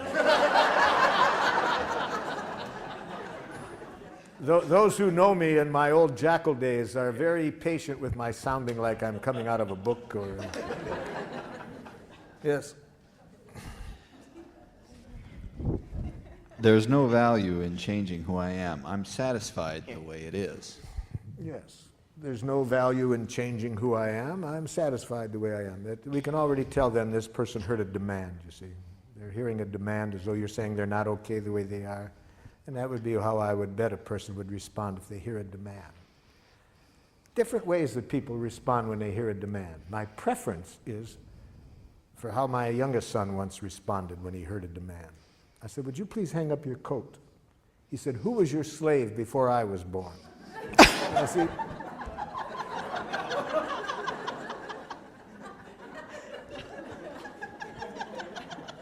I like that way because I know he hears a demand then, right? It's pretty clear. Now, then there's other people who it's harder to guess if they're hearing it as a demand. For example, you say to them, "Would you please come over and just sit on the couch with me and talk with me?"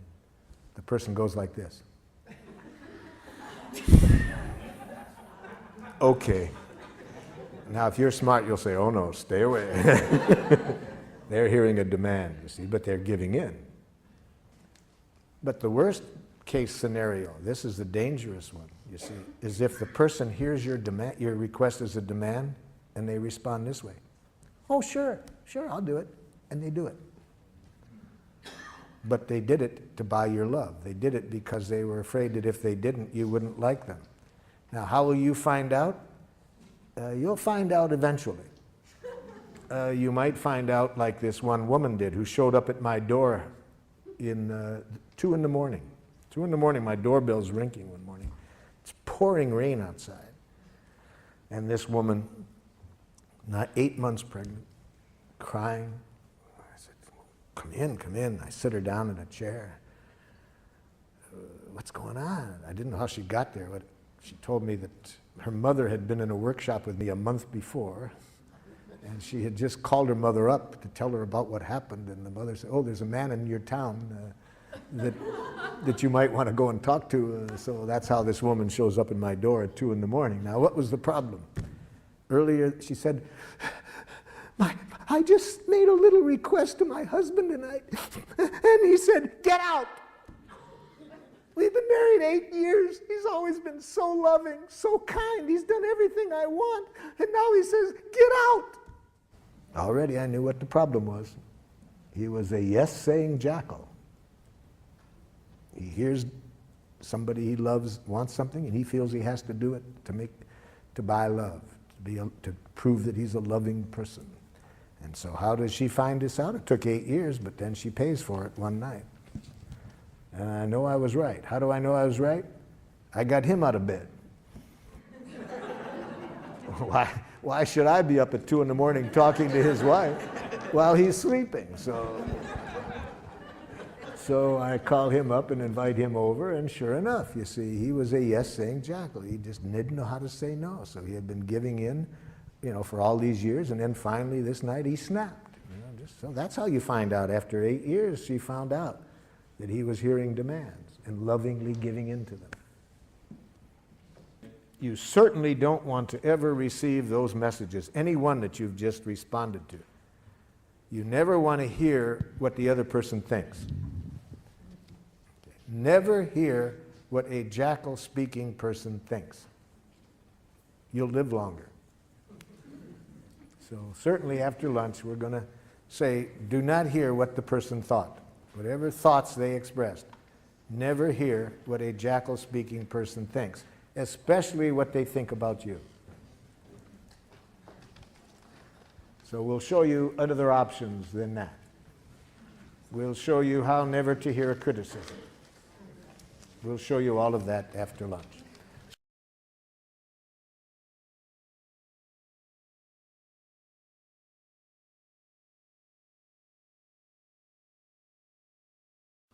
See, there's only two things that human beings are ever saying: please and thank you. See, that's all human beings are ever saying. The only thing is, jackal-speaking people have learned to say please in a suicidal way. Think about that for a moment. What else are human beings ever saying except please?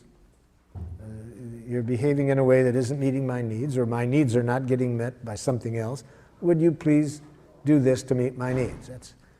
We need to know how to say that well to survive in the world. When our needs are not getting met, we need to know how to say please in a way that makes it enjoyable for people to give it to us. All right, this morning we learned how to do that. Just learn how to say what you are feeling and needing, and make a clear request. Make sure that no words come out of your mouth that imply wrongness on the part of other people. Do everything you can to promote in people the trust that when you make a request, it is a request and not a demand. And that increases the likelihood that people will enjoy giving to you. So we studied that this morning.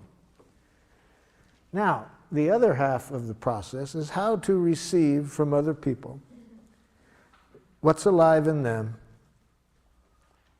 and what they are needing to make life wonderful, and how to receive that without hearing any criticism or demand, just to hear what's alive in them.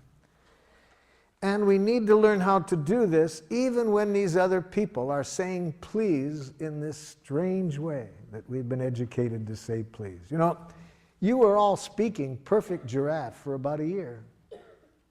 See, so what I'm teaching you now is really not a second language, it's really your first language. I'm bringing you back to life, to nature, to your first language.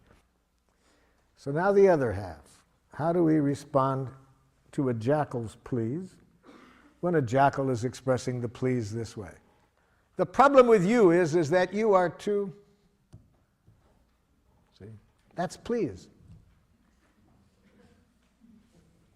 That person's in pain.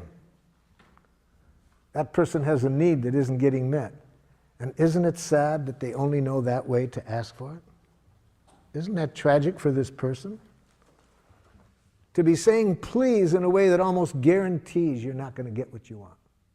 Or if you do, it's going to be motivated by fear, guilt, or shame, and you're going to pay for it. How sad to be educated that way. And now, of course, it would be even sadder if when the person says please that way, you don't hear the please. You hear a criticism. And that's when we have war. See, somebody in pain does their best to express it. Person on the other end hears a criticism. So let me tell you what the person that you were working on this morning, all of the messages that I heard you relate, that what you predict they might say back, here is what I heard the person saying. I heard the person you're speaking with saying this back to you. I'm in pain. I have a need that isn't getting met. Okay? That's what the person was saying in the message that you wrote down. I'm in pain because a need of mine isn't getting met. Now hear that. Put on giraffe ears and say this back to the person. Are you feeling? And guess what that person is feeling when they say what they did. Because you are needing. and guess what their need is. So I'm asking you to go back to the message that you predicted you might get back. I'm wanting you to imagine the person actually says this to you, and now if you have giraffe ears on, here will be your reaction. Are you feeling? Guess they're feeling. Because you are needing, guess their need. With giraffe ears, all you can hear are feelings and needs. You can hear no criticism.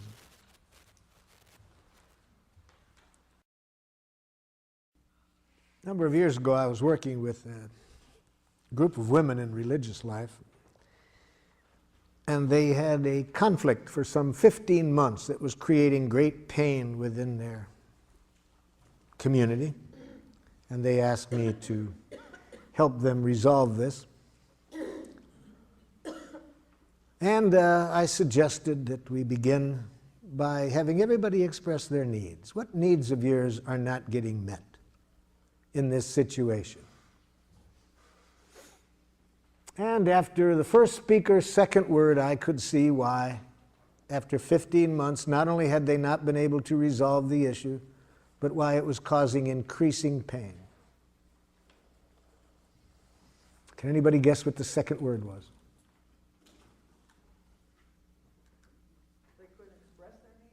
But what was the second word? First word was I. I think. Yes. That's, as soon as I heard the second word, I could see why it would. Notice my question of them was, what needs of yours are not getting met? And instead of an answer, I got, I think. Immediately I knew trouble. And here's what the rest of the message said. I think that if we are to be in religious life, we must take our commitment seriously and dress as though in an appropriate way. See, I asked for a need. That's what I got back. And then another religious sister said, Sister, I agree, but I think. See, 15 months. What was the issue? The issue was whether to wear traditional clothing or not. You see, this was the issue. 15 months, had not been able to resolve it. In fact, great pain in that 15 months. The community was divided. But I asked, what are you needing? And I got thoughts. Thoughts. You see. So it took me a while to teach them never to hear the thoughts. Do not hear thoughts. Only use the thoughts as a window. Look through the thoughts to the needs that are behind. Hear the needs behind. It'll be a whole different world. Don't hear thoughts. They finally got it. They finally started to look through the words, the thoughts, to what was behind. And then it was amazing how in a short time we resolved the conflict.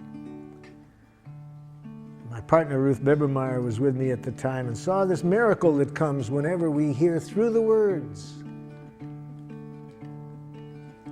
to what's behind them. I feel so sentenced by your words. I feel so judged and sent away.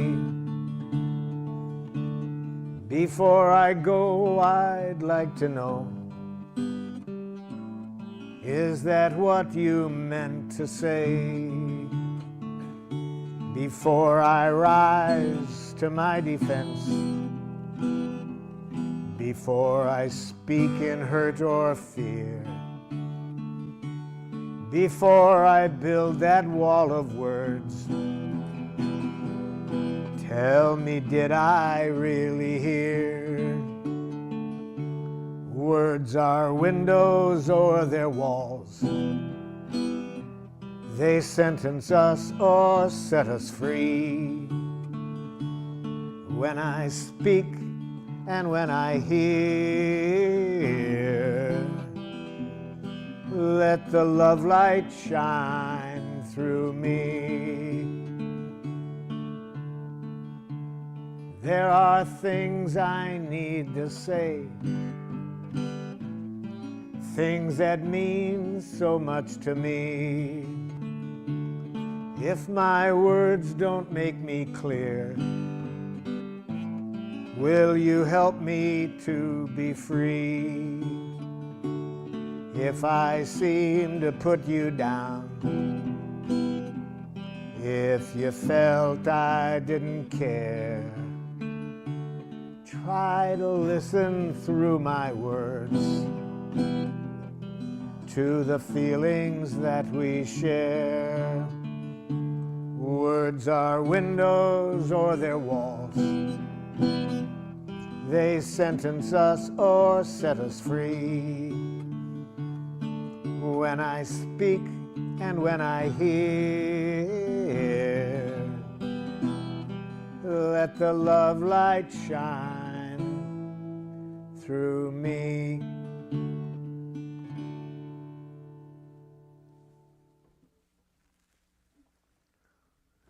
So, with your giraffe ears on, you hear the feelings behind the words. You hear the need. Every moment, we have feelings and needs. So we're hearing the truth. What's really alive in this person now? It's better for you to hear only that, because then you don't live in a world of criticism or judgments. You take away all power from other people to dehumanize you when you have giraffe ears on. You never have to worry about other people's reaction to what you say.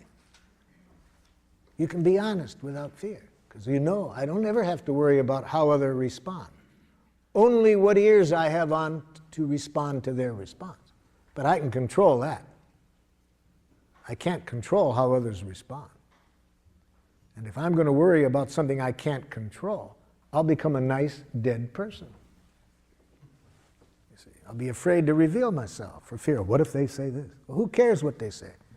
If you have giraffe ears on, it's a gift. All they're saying is, please, please. So let's hear the please behind the message that you hear. First read off the message, and then let's hear how you heard the feelings and needs behind it.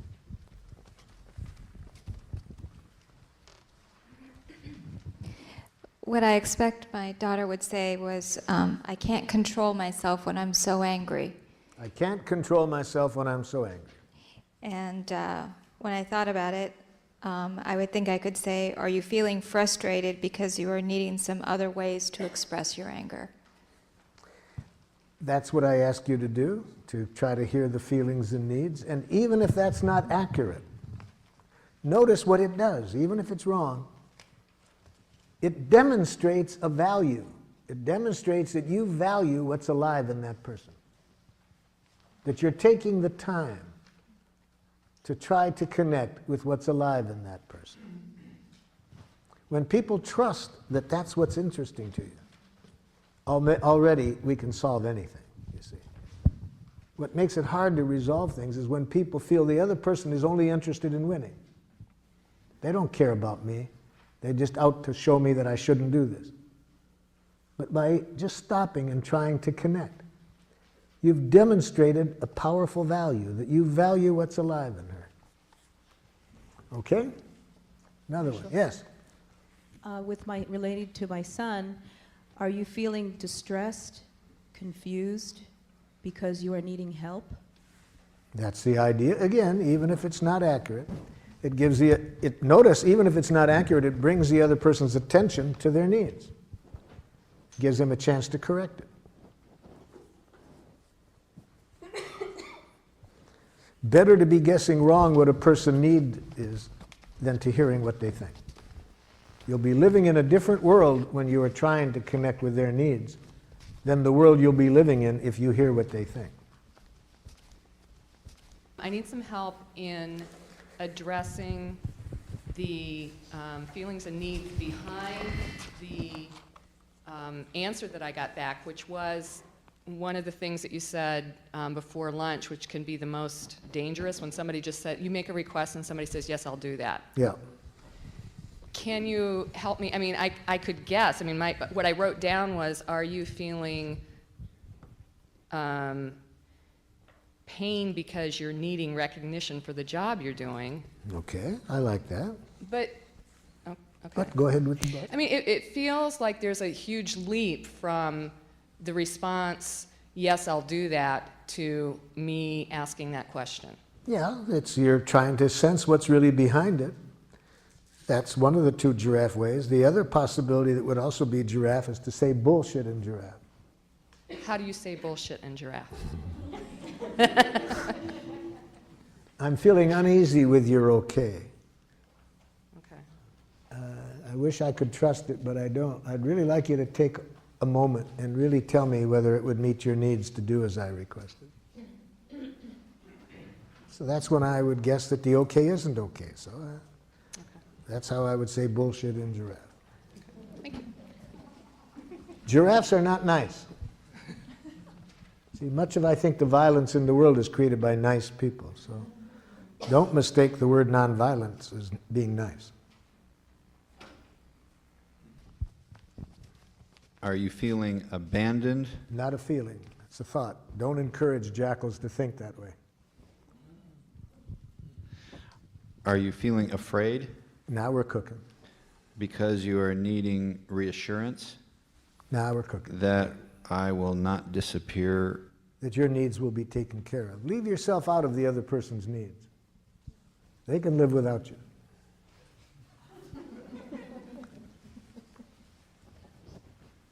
All of their needs can be met without you. How could I satisfy your needs? How could I satisfy your needs? That's a jackal question. That kind of question, if the other person is smart, they'll take the Fifth Amendment. Yeah. This was an answer to when my daughter said, "You sound like you're reading from a book." You sound like you're reading from a book. And I say, "Are you feeling scared, separate, or alienated? And are you needing to be responded to in a genuine, heartfelt way?" Yes, but you're doing it again when you do that.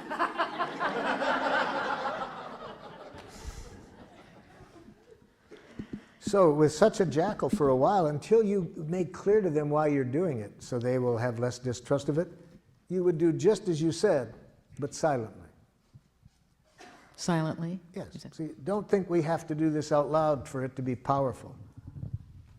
It can be powerful if we don't say a word, as long as where our attention is here, you see. So you might have heard just that, but maybe not have said it out loud.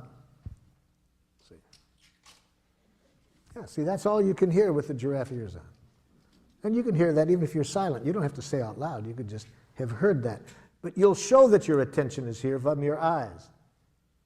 Because when we're hearing what is in a person's heart, our eyes are different than when we're hearing a criticism or when we're making a criticism. You see? Our eyes, it's not subtle.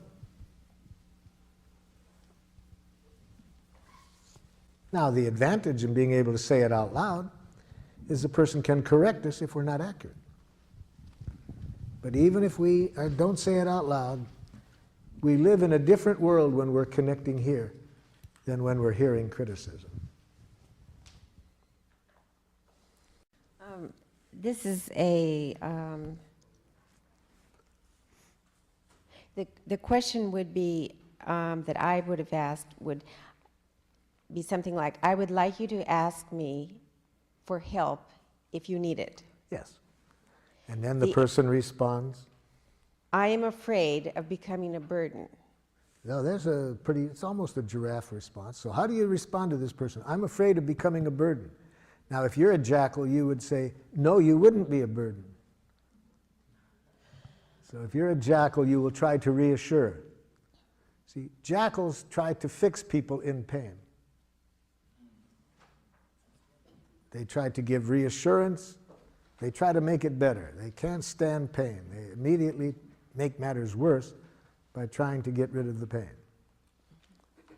In the book, When Bad Things Happen to Good People, written by Rabbi Harold Kushner. He's talking about a very tragic time in his life when his oldest son is dying. And he said, what could be worse than watching my son die? What could be worse were the things that good people were telling me to make me feel better that made me feel worse. And what could be even more horrible than that? What they were doing, what they were saying that made me feel worse were exactly the things I had been saying to other people for 20 years in my role as a rabbi. See, he had been responding by trying to make it better. See? So we don't want to do that now. This is an important message. Well, I'm afraid that I'll be a burden. So put on giraffe ears. What is this person feeling and needing when they say that?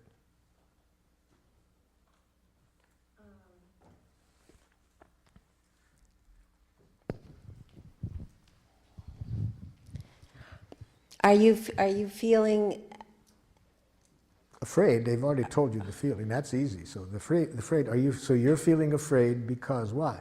Why are they afraid? that you don't trust my offer to help? Now put that in a need. You need some reassurance. That I'll really be there? No. I need reassurance that if you're there, you're doing it for you and not for me. See, they want to be sure that if you're giving out of self-fullness, not selflessness. Now, what about if you're not 100%? Don't do it.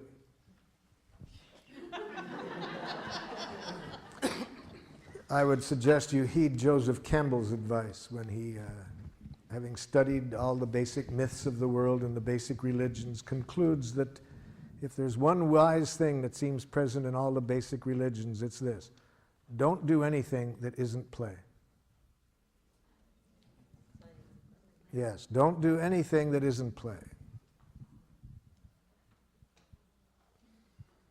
And it'll be play if you're meeting your own needs. So don't do things for other people. Well, the only right way is Hold your it, way. hold it, hold it, hold it. Your ears just dropped off. Put your ears back on, because if your ears are on, you will never hear the word right. It doesn't exist. If you hear that word, it's going to be toxic. Never hear another person telling you what's right. It's not good for them, it's not good for you. Right. I understand. Okay, so just hear feelings and needs.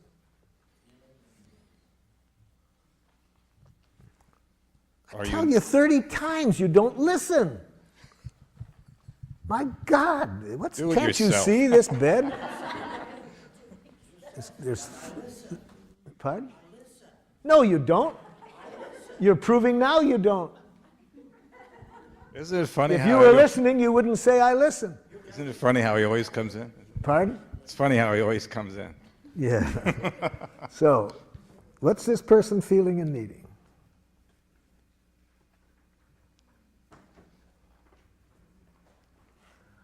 Let me help you out. Want me to help you out with this, Jack?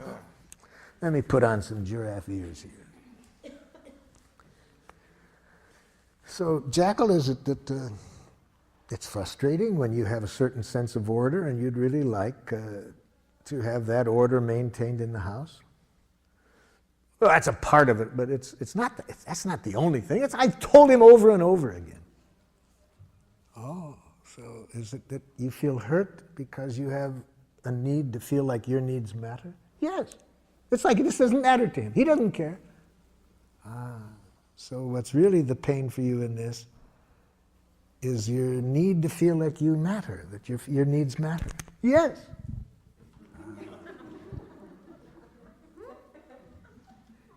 So how do you feel when you hear the jackal say this?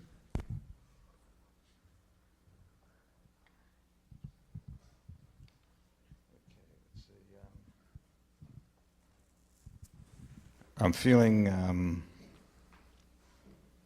like I don't, well, that's not a feeling. I'm glad you're catching it.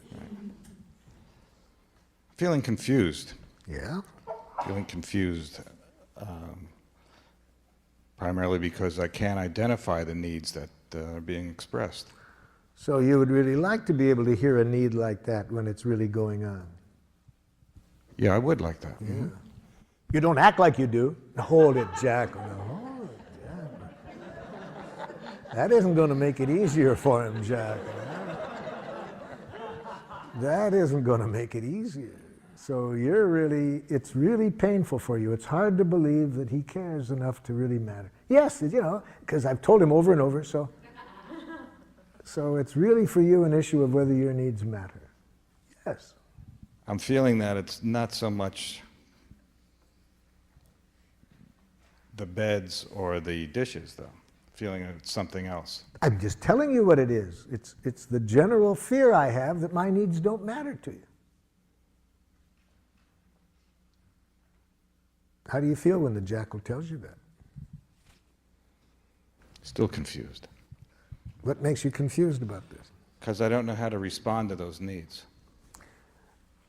What it would take is just empathy. If she could just feel the empathy that I just gave her. If you could just say, are you feeling in pain because you have the need for reassurance that your needs matter? Yes, yes. I've tried to tell you that for years. You don't listen. Now it comes in. I guess now I'm feeling sad because I'm not meeting the needs. Hold your sadness. She needs more empathy. See, this is what often happens. We get to our feelings too quickly. With my help, we just got started. This is not the end. There's a lot more pain in there that she needs empathy for before she can hear your sadness. So, Jackal, am I hearing you that for you the real painful issue here is not being confident that your needs matter? My needs have never mattered in any relationship, not in my family and not now. So what's real painful is for you to feel that your needs matter, and this has been going on a long time. Yes.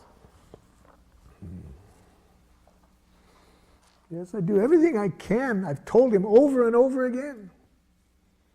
So you do everything you know how, and when your needs still don't get responded to, it really hurts. Yes.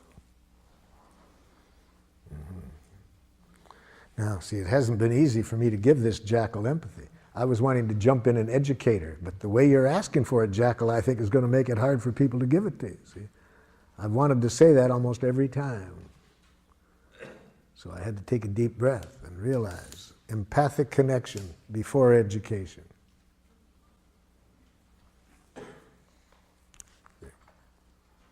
Now is not the time to educate. That the way you're asking for it's going to make it pretty hard for somebody without super-powered giraffe ears to hear your needs. Question on that. Doesn't this situation require some kind of resolution or solution? Yes, or yes, and almost yes. And the resolution, the solution will find us when the connection is there. Now, what connection? You see,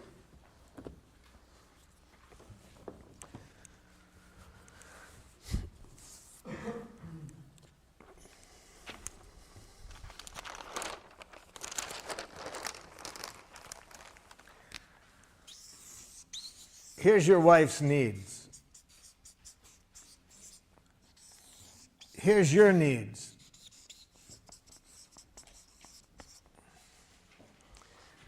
When she hears your needs without hearing any criticism or demand, and you hear her needs without any criticism and demand, the solution will find you. The conflict will resolve itself. It does need to be resolved. But what most of us do, we skip this and go right to here. For example, I sometimes do workshops just with married couples or other people living together in a love relationship. And what we do to begin the workshop, we identify the couple who has had a conflict, the longest outstanding conflict that could not be resolved. And I make a prediction, and it's right. My prediction has been accurate in maybe, I'm sure, at least 75% of the cases. But my prediction is this, that we will resolve the conflict within 20 minutes. Within 20 minutes from the point at which both parties can tell me what the other party is needing. Okay? Now, one time we found a couple married 39 years. 39 years had a conflict, had not been able to resolve this conflict. The wife said to me, Marshall, I can tell you right now, we're not going to be able to resolve this within 20 minutes.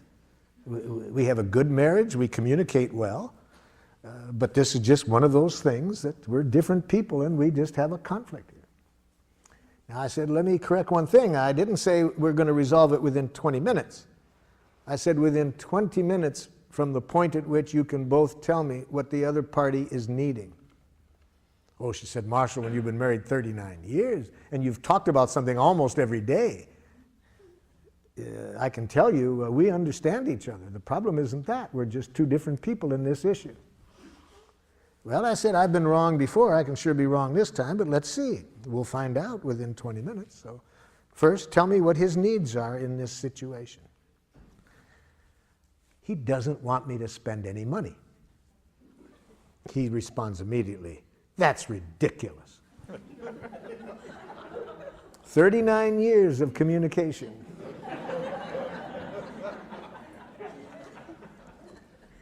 Now, first of all, doesn't want me to spend any money is not a need. See, needs and strategies need to be separated. They had been talking about how much money she could spend and not spend, but the more important issue there was whether who takes care of the checkbook. He unilaterally controlled the checkbook, which was really the main issue between them. See, but I'm saying I don't even want the couple to talk about the strategies or the solutions until the connection is there. When the connection is there, the conflicts usually resolve themselves. So I pointed out to her, no, that's not a need. And even if it was, notice he's saying that's not accurate. Well, she said, okay, let me then tell you what his needs are, Marshall. You see, he's just like his own father. They both have a depression mentality when it comes to money. I said, stop. Now I'm hearing psychoanalytic jackal. And I was going to take another 39 years if you get into that. No, I'm not asking for an analysis of his personality. I'm saying, what are his needs? She didn't know. After 39 years, she had no awareness, consciousness of his needs. So I said to him, okay, well, she doesn't know. Why don't you tell her? Well, Marshall, let me tell you what her needs are. You see, she's a lovely woman, wonderful mother, a wonderful wife. But when it comes to money, she's totally irresponsible. Here comes another 39 years, you see. I ask for a need, and he gives me a diagnosis. And, of course, she immediately says, that's unfair. I said, hold it. So I could see they didn't have a need literacy, so I had to loan them my ears. So with giraffe ears, of course, I'm conscious that all judgment, she's totally irresponsible, is a tragic expression of an unmet need. You see? So if she would have had these ears, they would have been able to resolve this in the first year of their marriage. But she didn't. She was taking it personally. So I helped them out. I said, when you say she's irresponsible, are you feeling frightened and need to be sure the family is protected economically? He said, that's exactly what I mean. Well, that wasn't what he had been saying for 39 years. But he didn't know how to say his feelings and needs. Okay, so I've got his needs identified. He was scared, wanted to protect the family economically. I turned to his wife and said, could you tell me back what you heard him say? But because I did, one time I overdrew the checkbook when we were, first married, now he thinks, I said, excuse me. Notice what the first word that she said was, but. See, she doesn't know the cardinal giraffe rule. Never put your butt in the face of an angry person.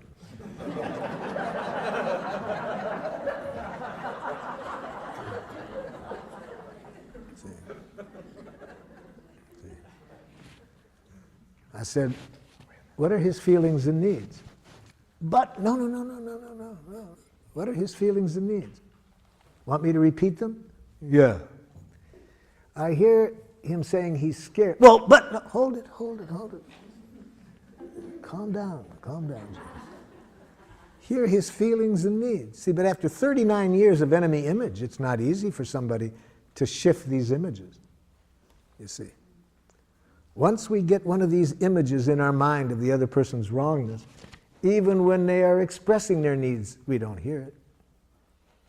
These enemy images are hard to get past, you see. So she's been seeing him as cheap and having this depression mentality for 39 years. See? So she can't see the human being behind her image. I said, let me repeat it again. I hear him saying he's scared because he needs to protect needs to protect the family economically. Can you say back? Yeah, he thinks I'm irresponsible. Let's try it again. After 3 more repetitions, finally, she could hear his needs and feelings separate from her judgments. Finally. Yes? Did you try to empathize with her at any point? Or did you just keep repeating his need and try to get her to Yes. After I had tried twice to get her to hear it, I could see she was in too much pain to hear him. So I had to do what I was just demonstrating like this. Actually, I had needed to give her some emergency first aid empathy. So you did do that. Before I could pull her by the ears to get her to hear him. So if after I tried 2 times to pull the jackal by the ears, it's hard to do that because they keep trying to bite, you know, then I back off. So it really hurts when you hear criticism. Yes, I mean, blah, blah, blah, blah, blah, blah. Yeah, and so you really need to be trusted. Yeah. Okay. Now I'd like to repeat what he said, and I'd like to have you tell me back what he heard. So yeah, I did have to do a little bit of cleaning up the mess before I could. See, every image that she's heard in the past, every criticism, which she'd heard for years she was irresponsible. Now it's hard for her to hear the need that was being expressed all along behind that. So finally I get her to hear his feelings and needs. Okay, we're halfway through. Now this much took me an hour. Okay, now I try to help her. So could you tell me now what your needs are?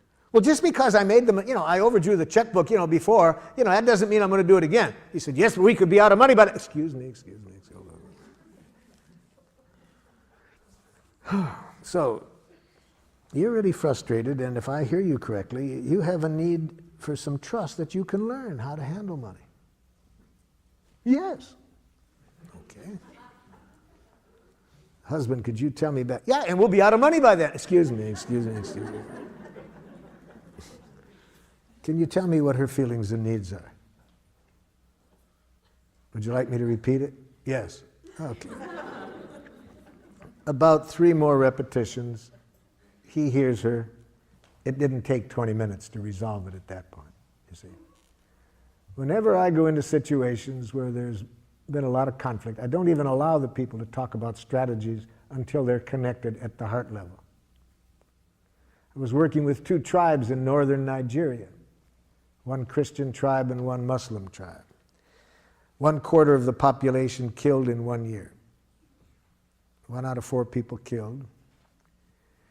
Took my colleague 6 months to get them to agree to come into a room together. During that 6 months, 60 people killed. So by the time it took us to get everybody into a room together, 60 people killed. So now it's not a husband and wife I have on opposite ends of the table, but the chiefs of 2 tribes. I start the same way I did with the husband and wife. I'd like to hear you express your needs. What needs are not being met? I'm pretty much guessing ahead of time I'm not going to get an answer to my question, because if people had been communicating at the need level, there wouldn't have been 100 people dead. So I wasn't surprised when instead of getting an answer to my question, I got this back. These people are murderers! Well, you've been trying to dominate us! See, I ask for needs, I get back diagnoses.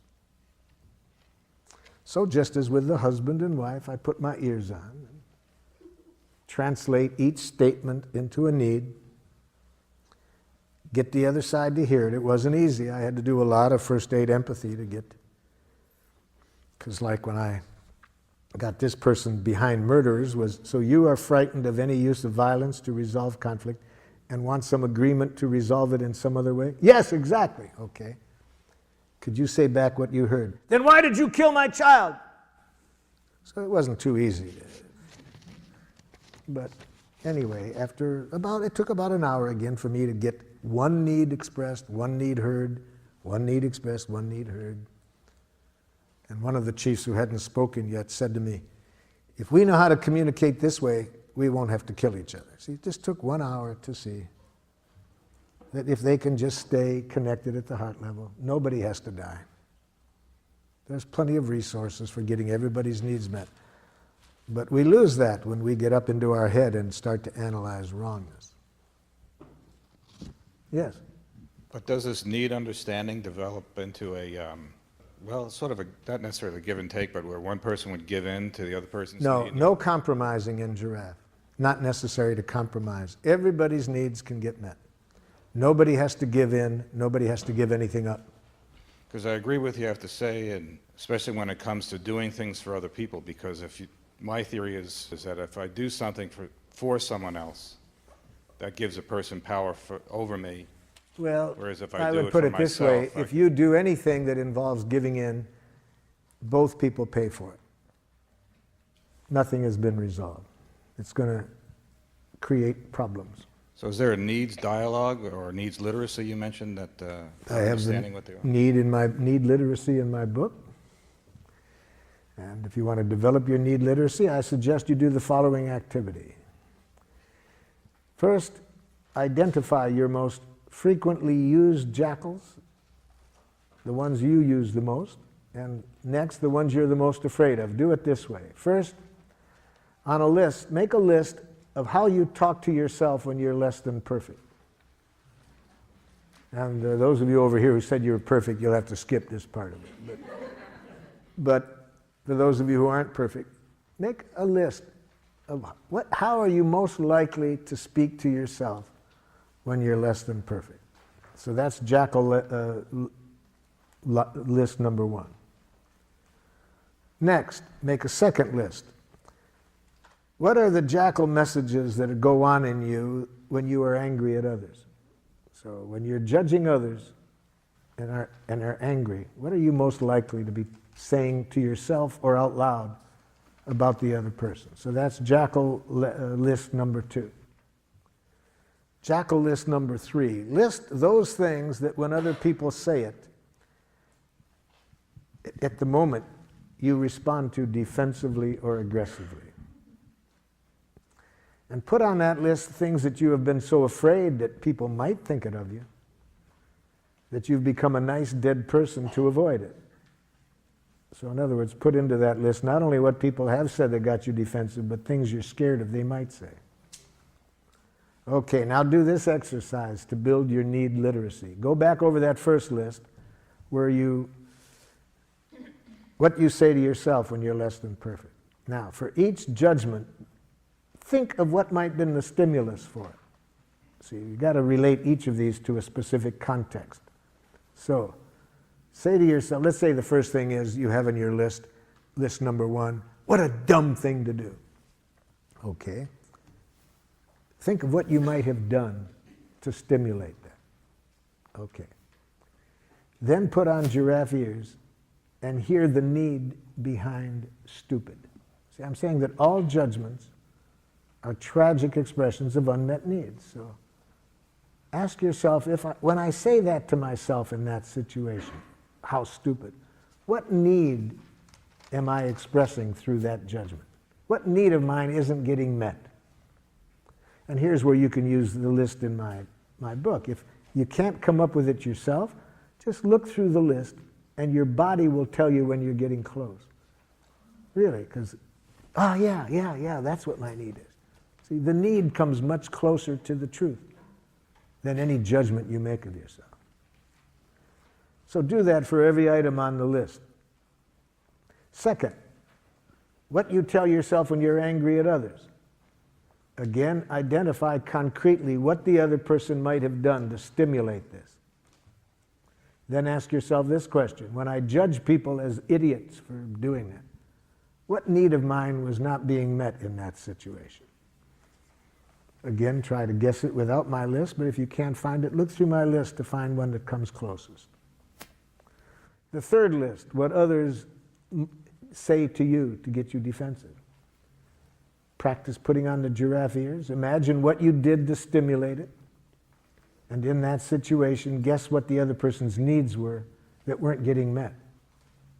So you see, it's just learning a new language, learning for every time there are these jackal judgments, to as quickly as possible to bring yourself back to life. Or more specifically, connect to needs. Needs are life. Yes? My question is, I never know what to do when I know I'm never going to meet another person's, expectations of me. Yes. Well, first of all, never hear an expectation. That's thoughts. Expectations are thoughts. Don't hear it. Don't even hear expectations. Hear what the need is. What is the need that the person is asking for you to meet? You don't want to live up to expectations, but it is fun to meet needs. Do you think that that human beings can always meet other people's needs if they're real? All of our needs can be met. I don't think you have to do it. There's several billion other people that could meet the other person's needs. Even if you could do it, you may choose not to. I see. And that won't be a problem. The other person can hear a no if they first feel empathy for their feelings and needs. That will leave them feeling at least that their feelings and needs matter. Right. That makes sense. Yes. But then again, you have to know how to say no in giraffe.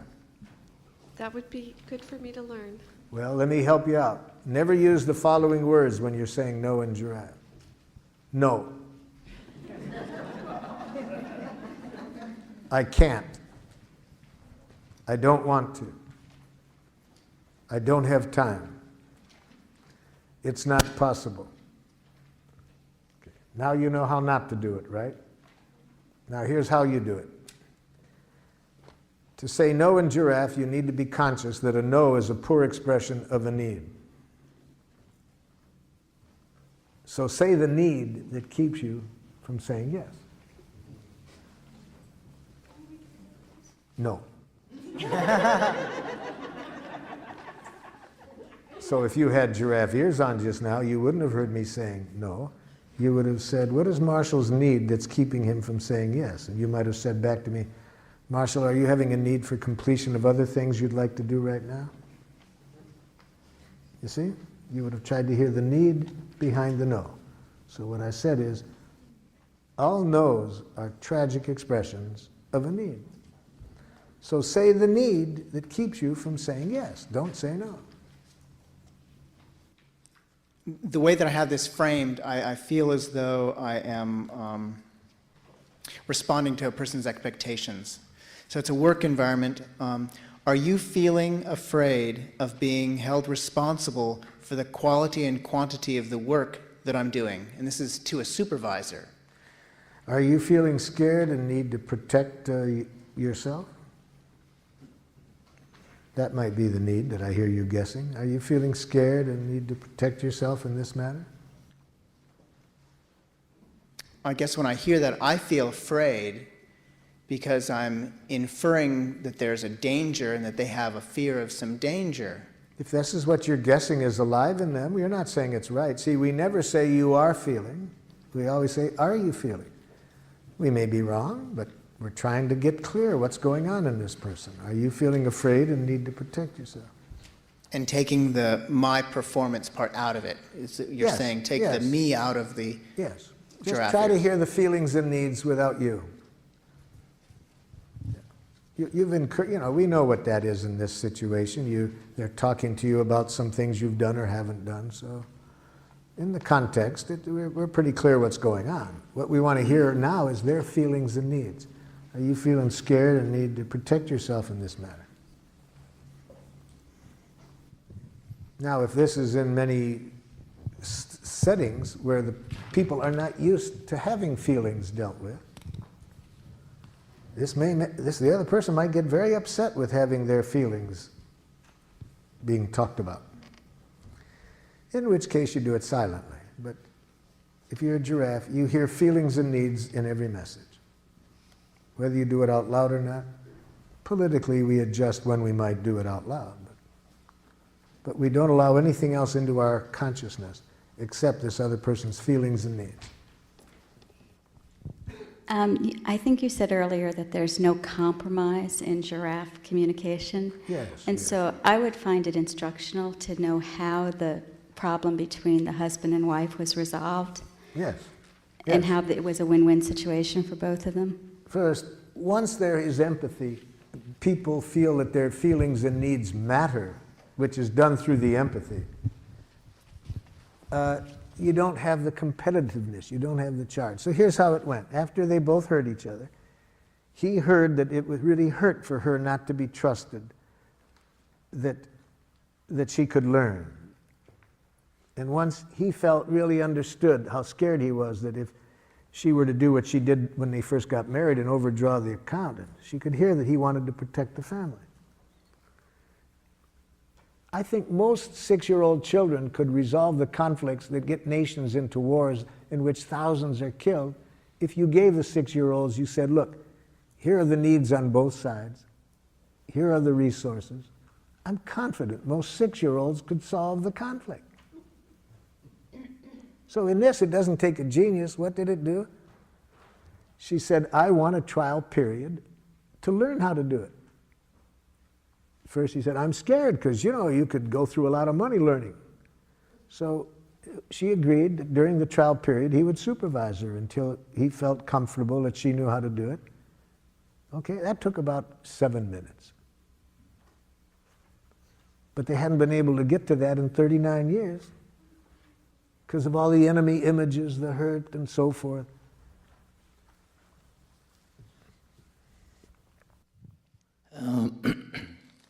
How do you deal with a situation when you have similar needs and you attempt to express them to each other and you sense as the emotions build up because of apparent competitive edge working that our mutual needs are not being heard by either of the jackals?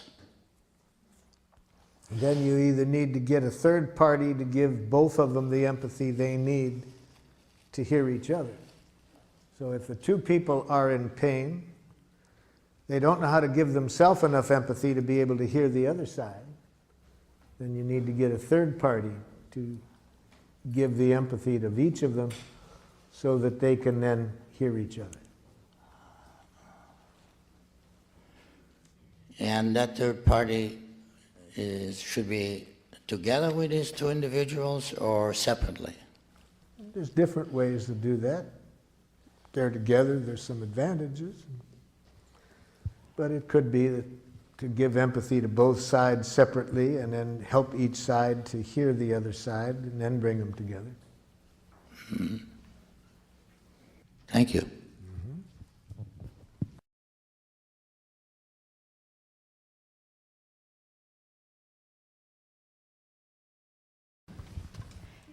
This morning you made a reference to giraffe mourning and that there's a different way of saying you're sorry to someone, and I wanted to hear what that was. Okay, let's real quick look at what I mean by giraffe mourning. Think of something you did that you wished you hadn't done. And recall as best you can how you talked to yourself when you said it, or did it, whatever you did. So, what did you do that you wished you hadn't done after you had done it? And give me a sample of what you said to yourself when you did it. You have one in mind?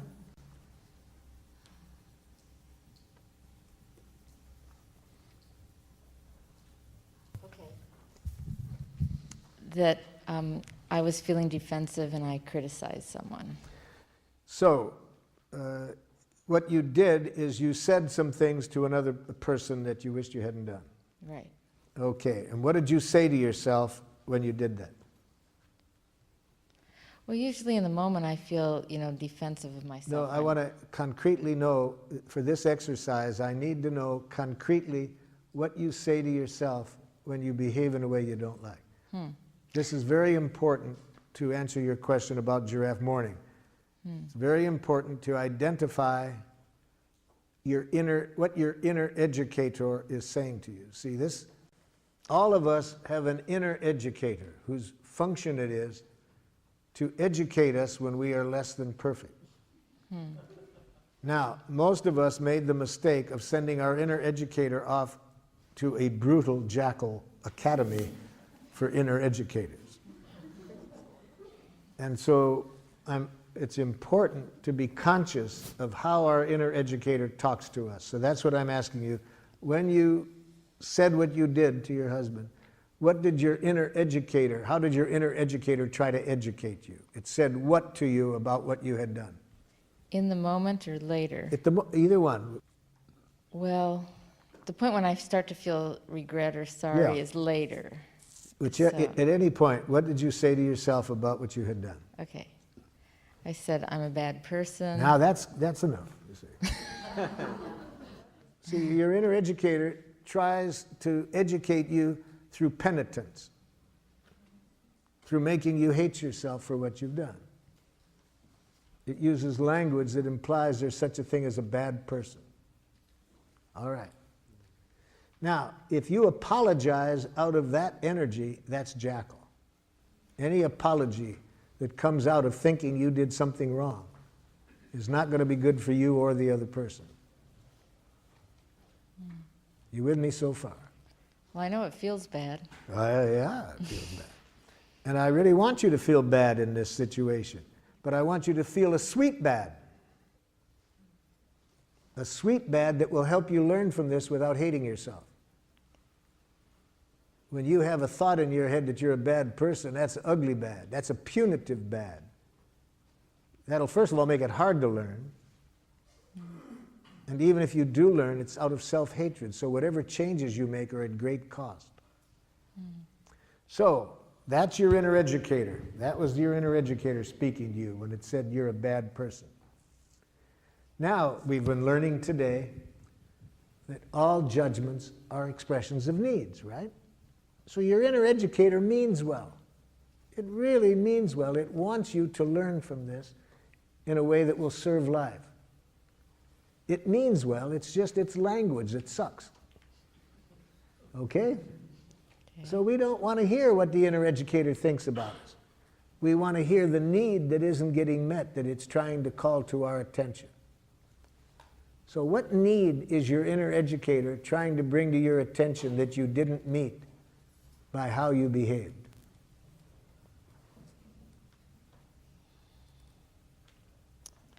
A need to be in relationship with the other person. A need, in what kind of relationship? A mutual understanding, Yeah. respectful. Right. So it didn't meet your need for respecting and understanding the other person. Yeah. And how do you feel when that need isn't met?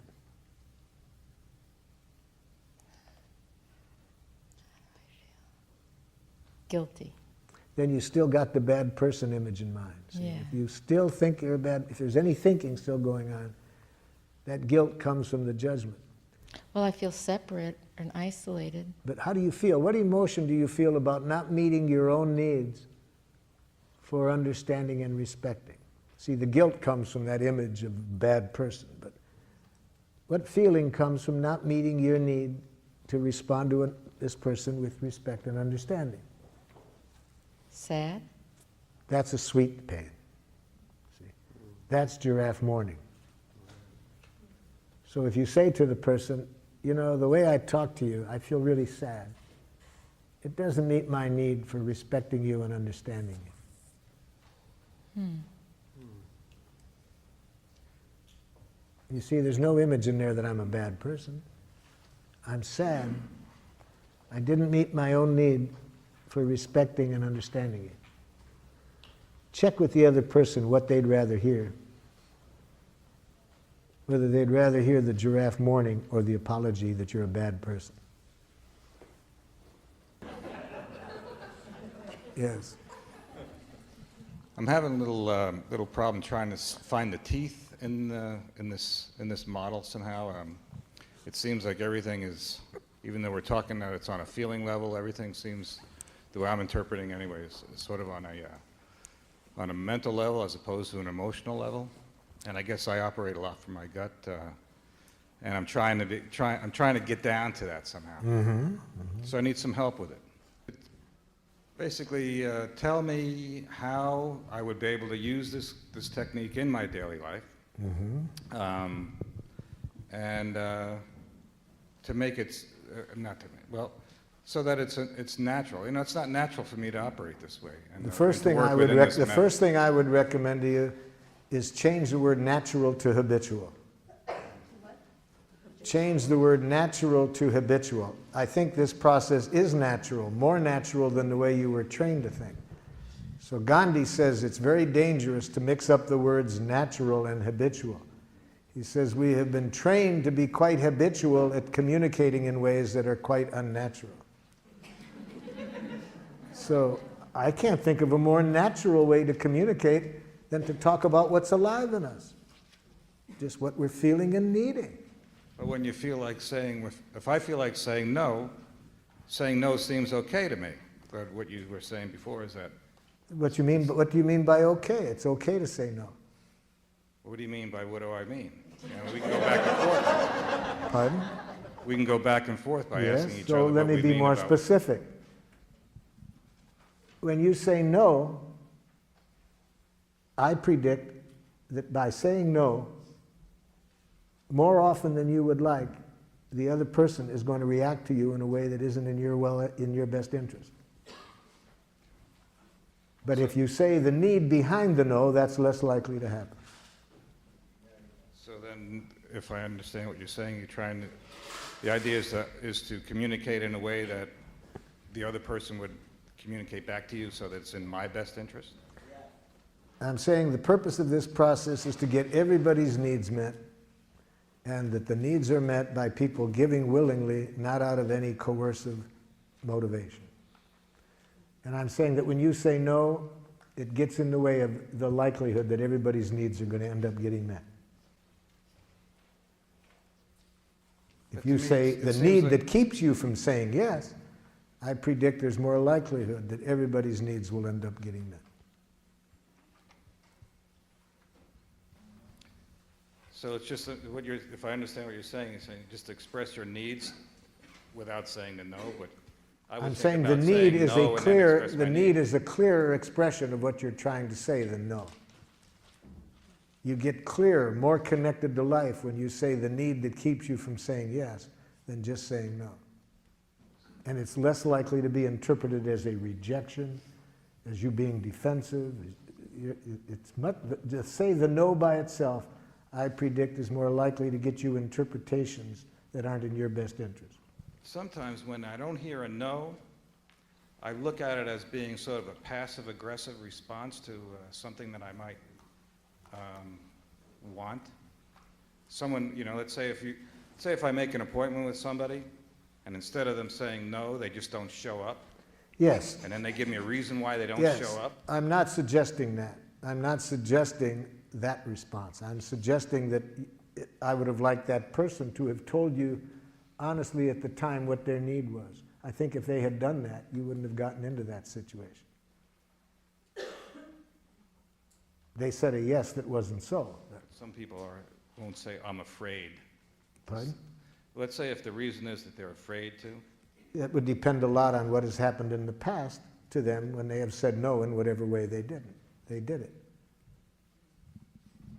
If they have not enjoyed very empathic responses to it in the past, then they're probably afraid to be honest about it now. I see the value in all of this. Yeah. I really do. I guess it's the idea that it's a touchy-feely type of thing that I'm not used to working around.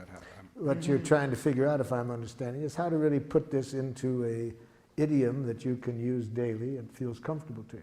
That's one way of putting it. Yeah. And so in our training, we first show people how to develop the literacy and then how to put it into their regular language. I had a student traveling with me, and he wanted to give me a gratitude, okay? and he liked something I did. I was really working a group hard.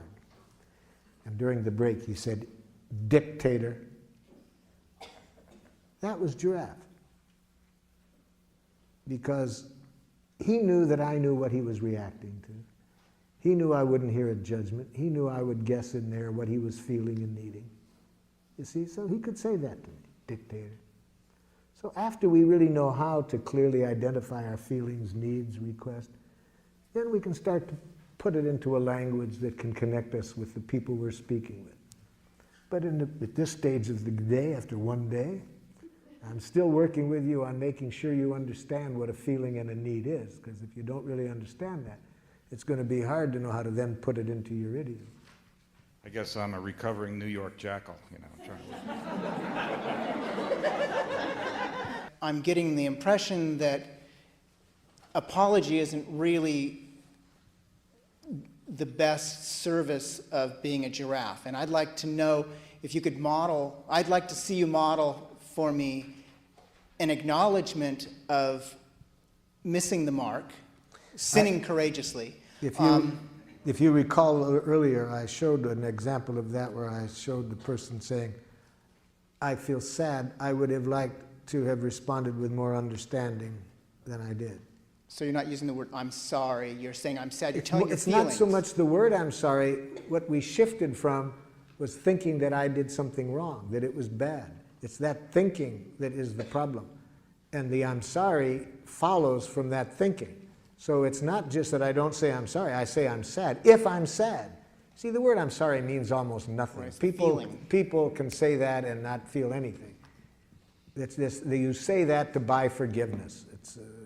So if I'm feeling sad, I say that. I'm feeling sad. I would have liked to have been more aware of your needs, for example, where I didn't take the person's needs into consideration. But I don't say, "I'm sorry, that was inconsiderate of me." There's no self-blame. I didn't do anything wrong. There is no such thing as doing anything wrong. What I did was not in harmony with my needs. I want to mourn that. I'm sad. I would have liked to have been more aware of your needs. Something like that. Does that give you the example? Very much so. Thank you. Yeah. I have a question over Yes? here to your left. I have a situation with my intimate partner that many times we get together and we argue a lot. And I have this need that you were saying earlier is inappropriate, that I want her to be happy. I didn't say it was inappropriate. I said it was undoable. Okay, right. That's what she keeps telling me. But if you're going to tell me to be happy, tell me the action to get there. That I can do. If you tell me an action that you predict that if I do that, I'll be happy at the end, it would be helpful. Tell me the action. Don't just tell me be happy. Don't tell me to have confidence in myself. Tell me what you would like me to do to feel that confidence. The action will get me there, but just telling me what to feel puts me into a paradoxical bind. okay. Well, one of the other things would be when we get together, I don't necessarily want to be going somewhere with her if she's not in a good mood at that time, or if there's some kind of tenseness or Then something. empathize with why I'm not in a good mood, and I'll be in one. But telling me that I got to be in a better mood for you to want to go with me gets me in a worse mood. Okay.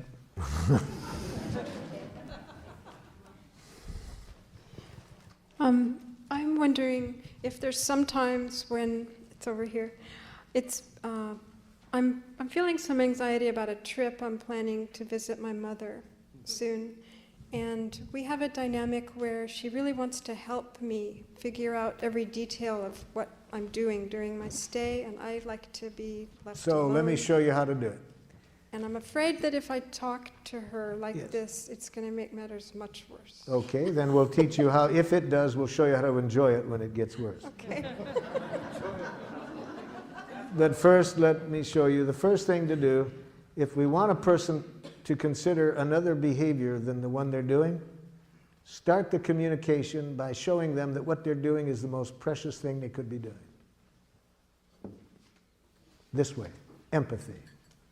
Start by empathizing with Mother's intent in behaving as she does. Mother, I'm guessing that when you jump in and want to show me all the things that could be done, you really care a lot about my enjoying myself on this trip and want to be sure you support that. Oh, yes, yes, there's a lot of things. Blah, blah. Yeah, so it's really very important to you that I have a good time and you want to contribute to it. Yeah. That's step one. See what I mean? That's what I mean by starting, by showing you understand. Now, the more we're concerned about that behavior, the more important it is to start with this. See, that's why when I work in prisons and this person has been sexually molesting people or raping people, if I would like this person to find another way of behaving, the first thing I got to do is make sure they don't hate themselves for what they're doing. The more they hate themselves for what they're doing, the more they'll continue doing it. So I start by empathizing with what their needs are in doing it. Okay, so you got that step. The next step, what we started off the day with, I tell honestly how I feel. And Mom, I'm feeling torn right now because I'm grateful for your intent. But I really have a need to kind of make my own choices here because I think it'd be very hard for anybody else to really know what I need, and I need this space to figure it out for myself. So would you tell me what you heard me say, Mother, so I can see if I'm making myself clear?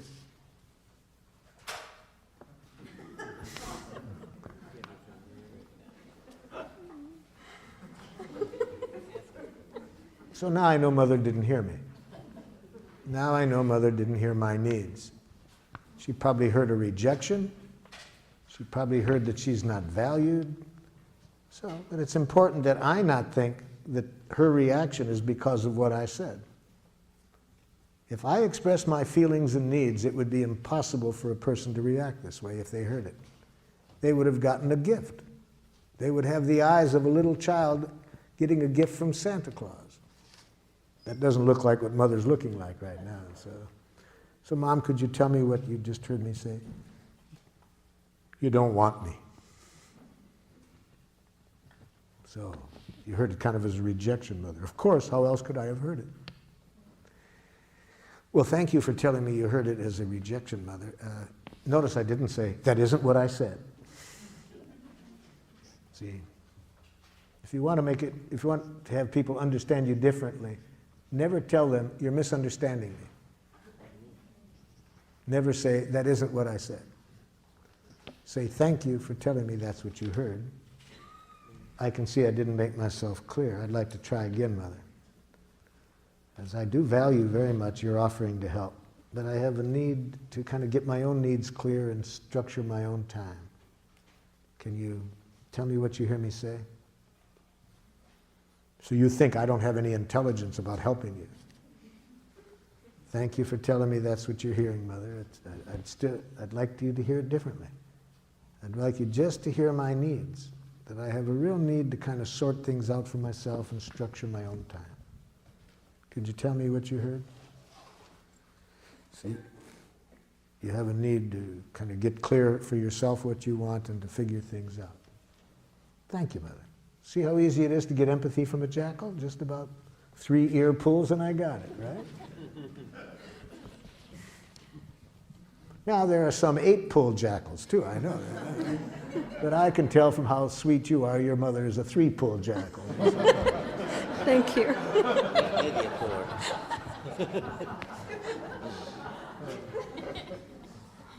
Yes. You mentioned earlier this morning about enjoying suffering. Could you elaborate on that? Oh yes, that's very important. Thank you for bringing back to me about it. Okay, a friend of yours says this to you. I'm a nothing. I'll never amount to anything. Look, I'm an assistant clerk at age 45. And my brother's a head of his company. And my sister is a top attorney. And I'm a nothing. Okay? Now, to enjoy this person's suffering, we have to release ourselves from 2 kinds of responsibility. First, that we didn't cause the pain.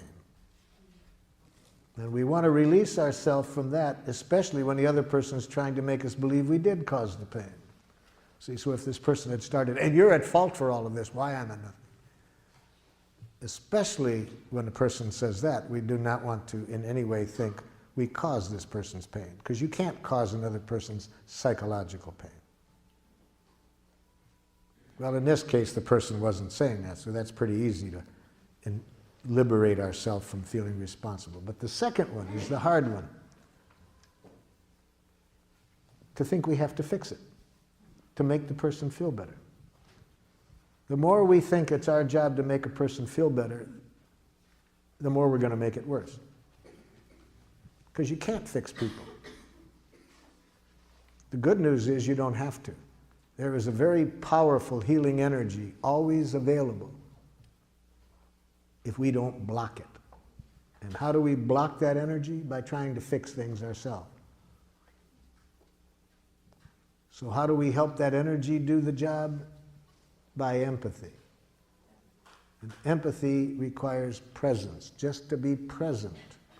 When we are just present, when we are remembering the Buddha's advice, don't do something, stand there. When we do that, and that energy works through us, there is a precious connection between that person and us. And that precious connection is what I mean by enjoy the pain, to enjoy that precious connection. And whether this person's feeling joy or pain, if we are present there with them, that's what I mean. But we block that beautiful energy whenever we step in and think we have to fix things.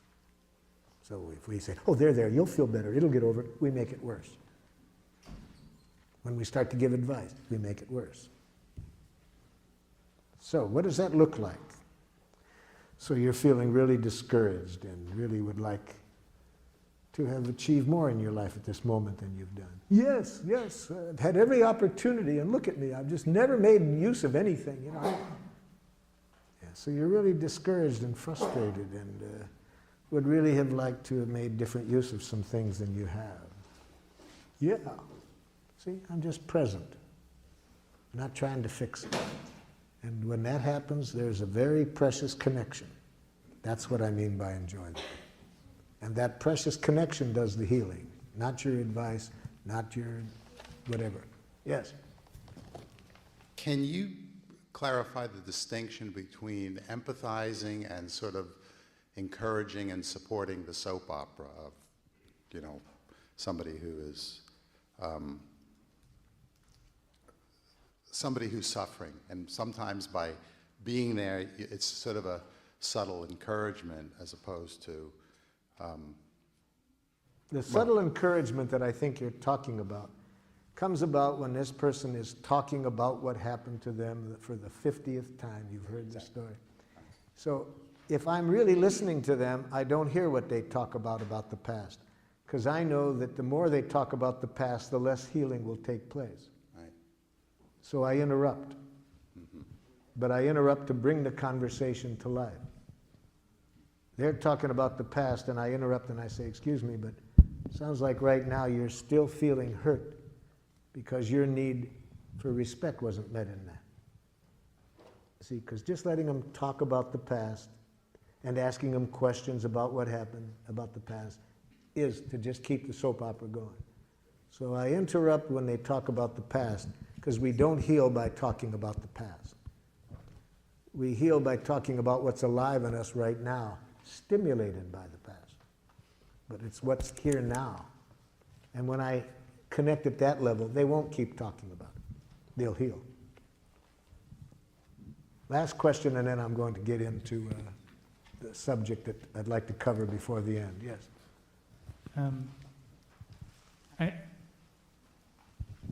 You talk about having, let's see, that someone else cannot cause our emotional pain. That's right. And I think about the abuse that I grew up with and that I see in Yes. a lot of families, Yes. and the suffering that I've Yes. experienced throughout my life, Yes. and through my recovery and all that. And yes, and other people were a stimulus for your suffering. And you were participant by how you dealt with it. For example, if you followed me in my work, you would see this very clearly. In places like Rwanda, Burundi, Sierra Leone, I'm working with people that have had their families killed. Some of those people have such rage that all they live for, moment by moment, is the possibility of vengeance. Others have no anger, have never had anger. Same exact stimulus. They have deep feelings, but not rage. So it is not the stimulus that determines how our emotional reaction is. That part is up to us. I work with some women, unfortunately a lot, who have been raped. And some of them feel shame, deep shame. Some feel rage. Some feel other things. So the same stimulus depends how people take it, whether they feel shame, rage, or other things. I'm working with a woman from Rwanda who had, she heard her 3 children being killed because she got to underneath the sink, hid underneath the sink in time. Her children didn't make it to the hiding place in time. They got killed. She heard them. She heard her husband being killed and her brother. She had to stay underneath there 11 days to save her own life because they stayed in the house after they killed the family. This woman has deep feelings, but never once has she had the kind of anger that makes her want to get vengeance. She's put all of her feelings, and lots of them, into preventing this happening to anybody else. You see? So the way she looked at it leads her to want to prevent this happening to anybody else. She came to my workshop because she wanted to know how to deal with the rage toward her from other people in her tribe who are furious with her that she won't join their efforts to kill the other people. Same stimulus, quite different reactions. Okay, so I had this stimulus, and somewhere I learned how to deal with it in the way that I had dealt with it, and I'm learning to change that now. Yes. The worst thing, of course, would be, no matter how you did choose to deal with it, is to think there was something wrong with how you chose to deal with it. I'm not wanting us to get into one way is right or wrong. I'm just saying that no matter what happens to us, the other person's responsible for what they did. I'm not saying the other person doesn't have responsibility. That's my question about accountability. That person's responsible for what they did and why they did it. We're responsible for how we deal with that.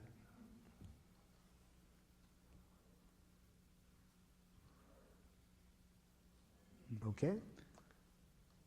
Let's get in. I'm just wondering how a child becomes responsible. I mean, still, children. The first thing I do is I wouldn't want to teach the child the lesson I just taught you until I had given that child all the empathy that child needed, and I would guess it would be a lot. So I can see myself dealing with a long time of hearing this child's enormous pain as a result of this. But then, in the course of this, I would be seeing this child having some pain created by how they looked at it. So I would see that they're creating pain on top of pain by how they looked at it. So, after the child had all the empathy he or she needed, then I would do what I could to get them to see it in a way that wouldn't create unnecessary pain for themselves.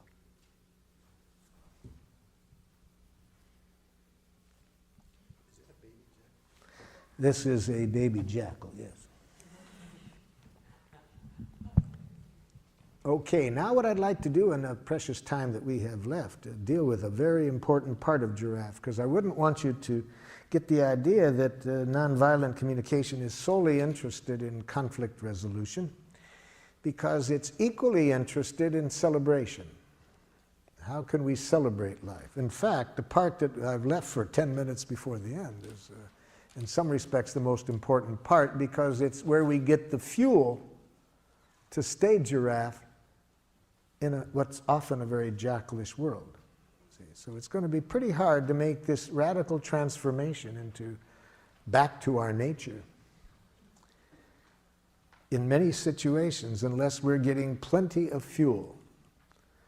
Now, where does the fuel come from? The fuel comes from celebration. And what kind of celebration?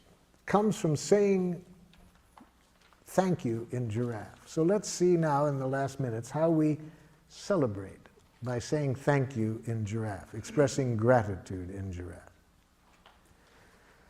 And first, I'd like to remind you of how jackals say thank you. You did a good job on that paper. You are a very kind person. You're a good dancer.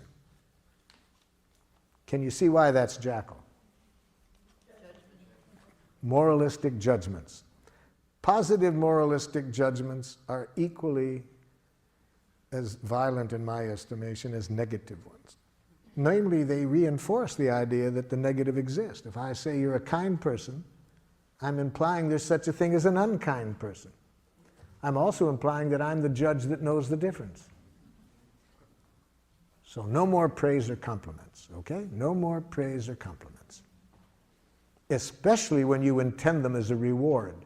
That's the ultimate dehumanization, to use thank you as a reward. To say it for the purpose of trying to reinforce something, to get the person to continue doing it. It's like sending what goes on at dog obedience school? See?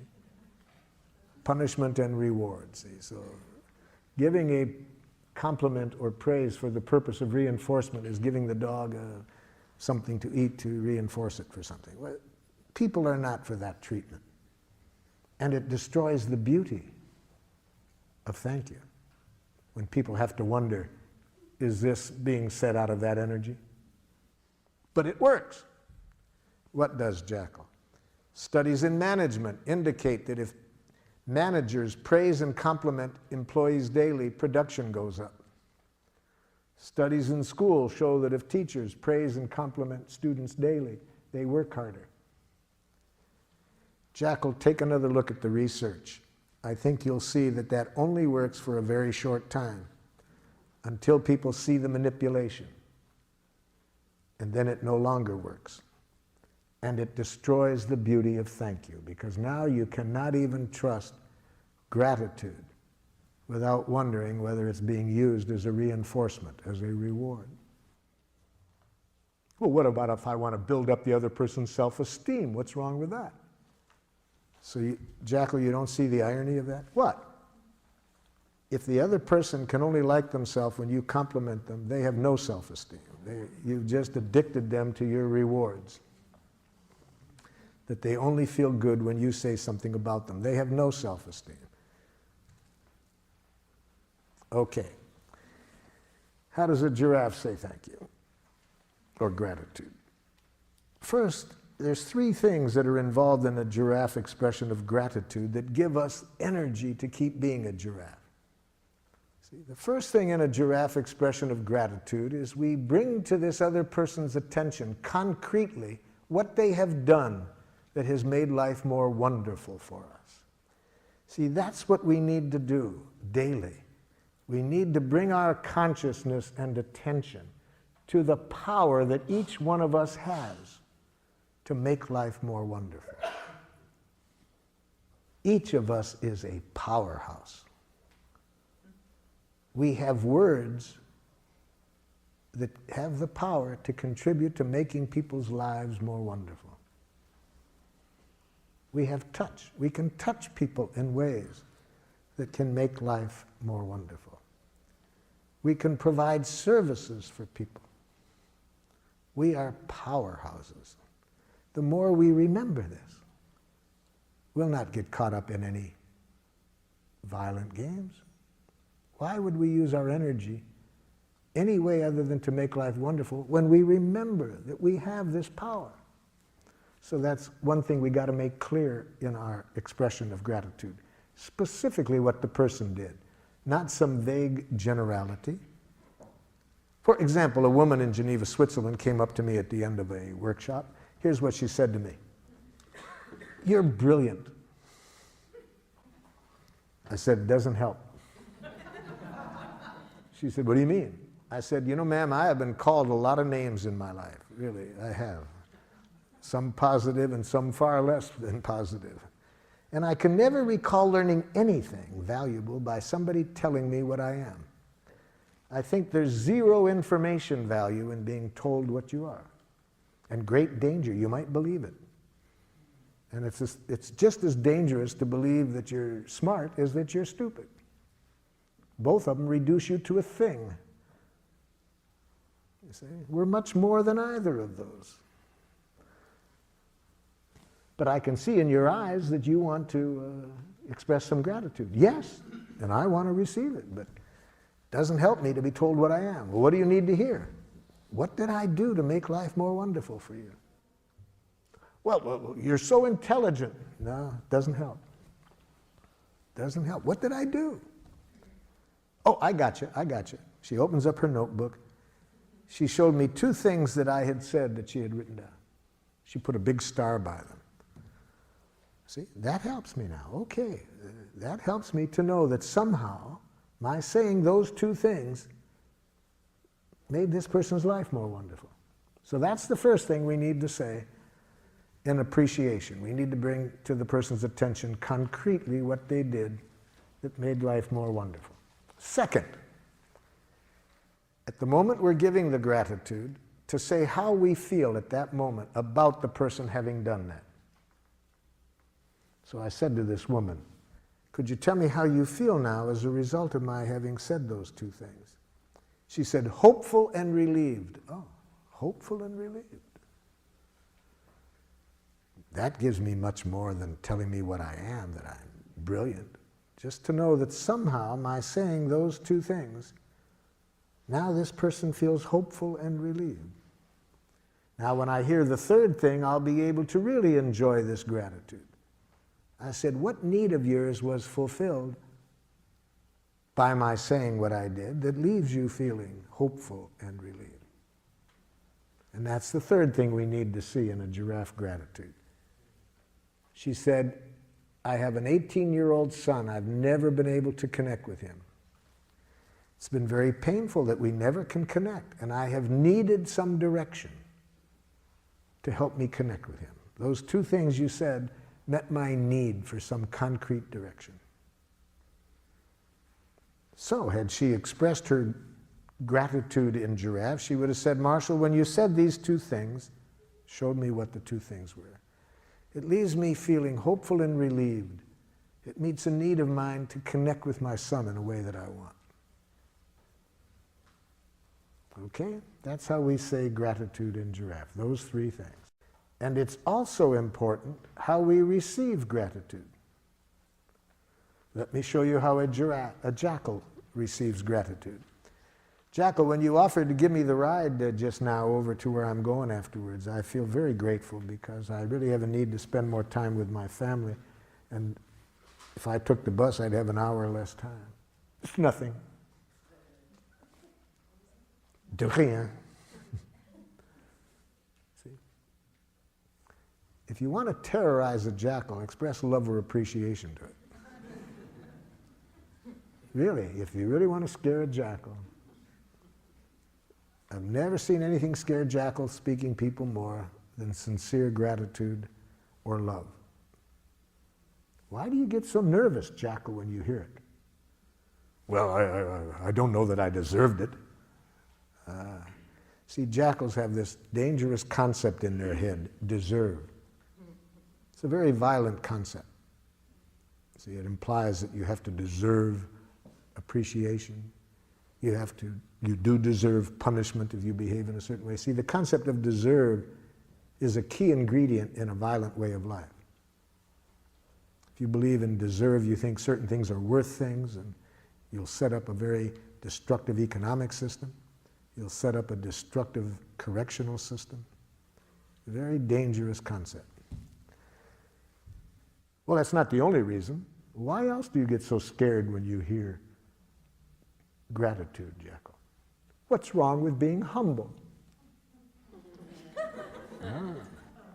So you want to have a need for humility? Yes. Well, you know, jackal, there's different kinds of humility. I'm afraid that your kind is a jackal humility. I think your kind is the kind that Golda Meir, the Israeli prime minister, was reacting to when she said to one of her politicians, "Don't be so humble, you're not that great."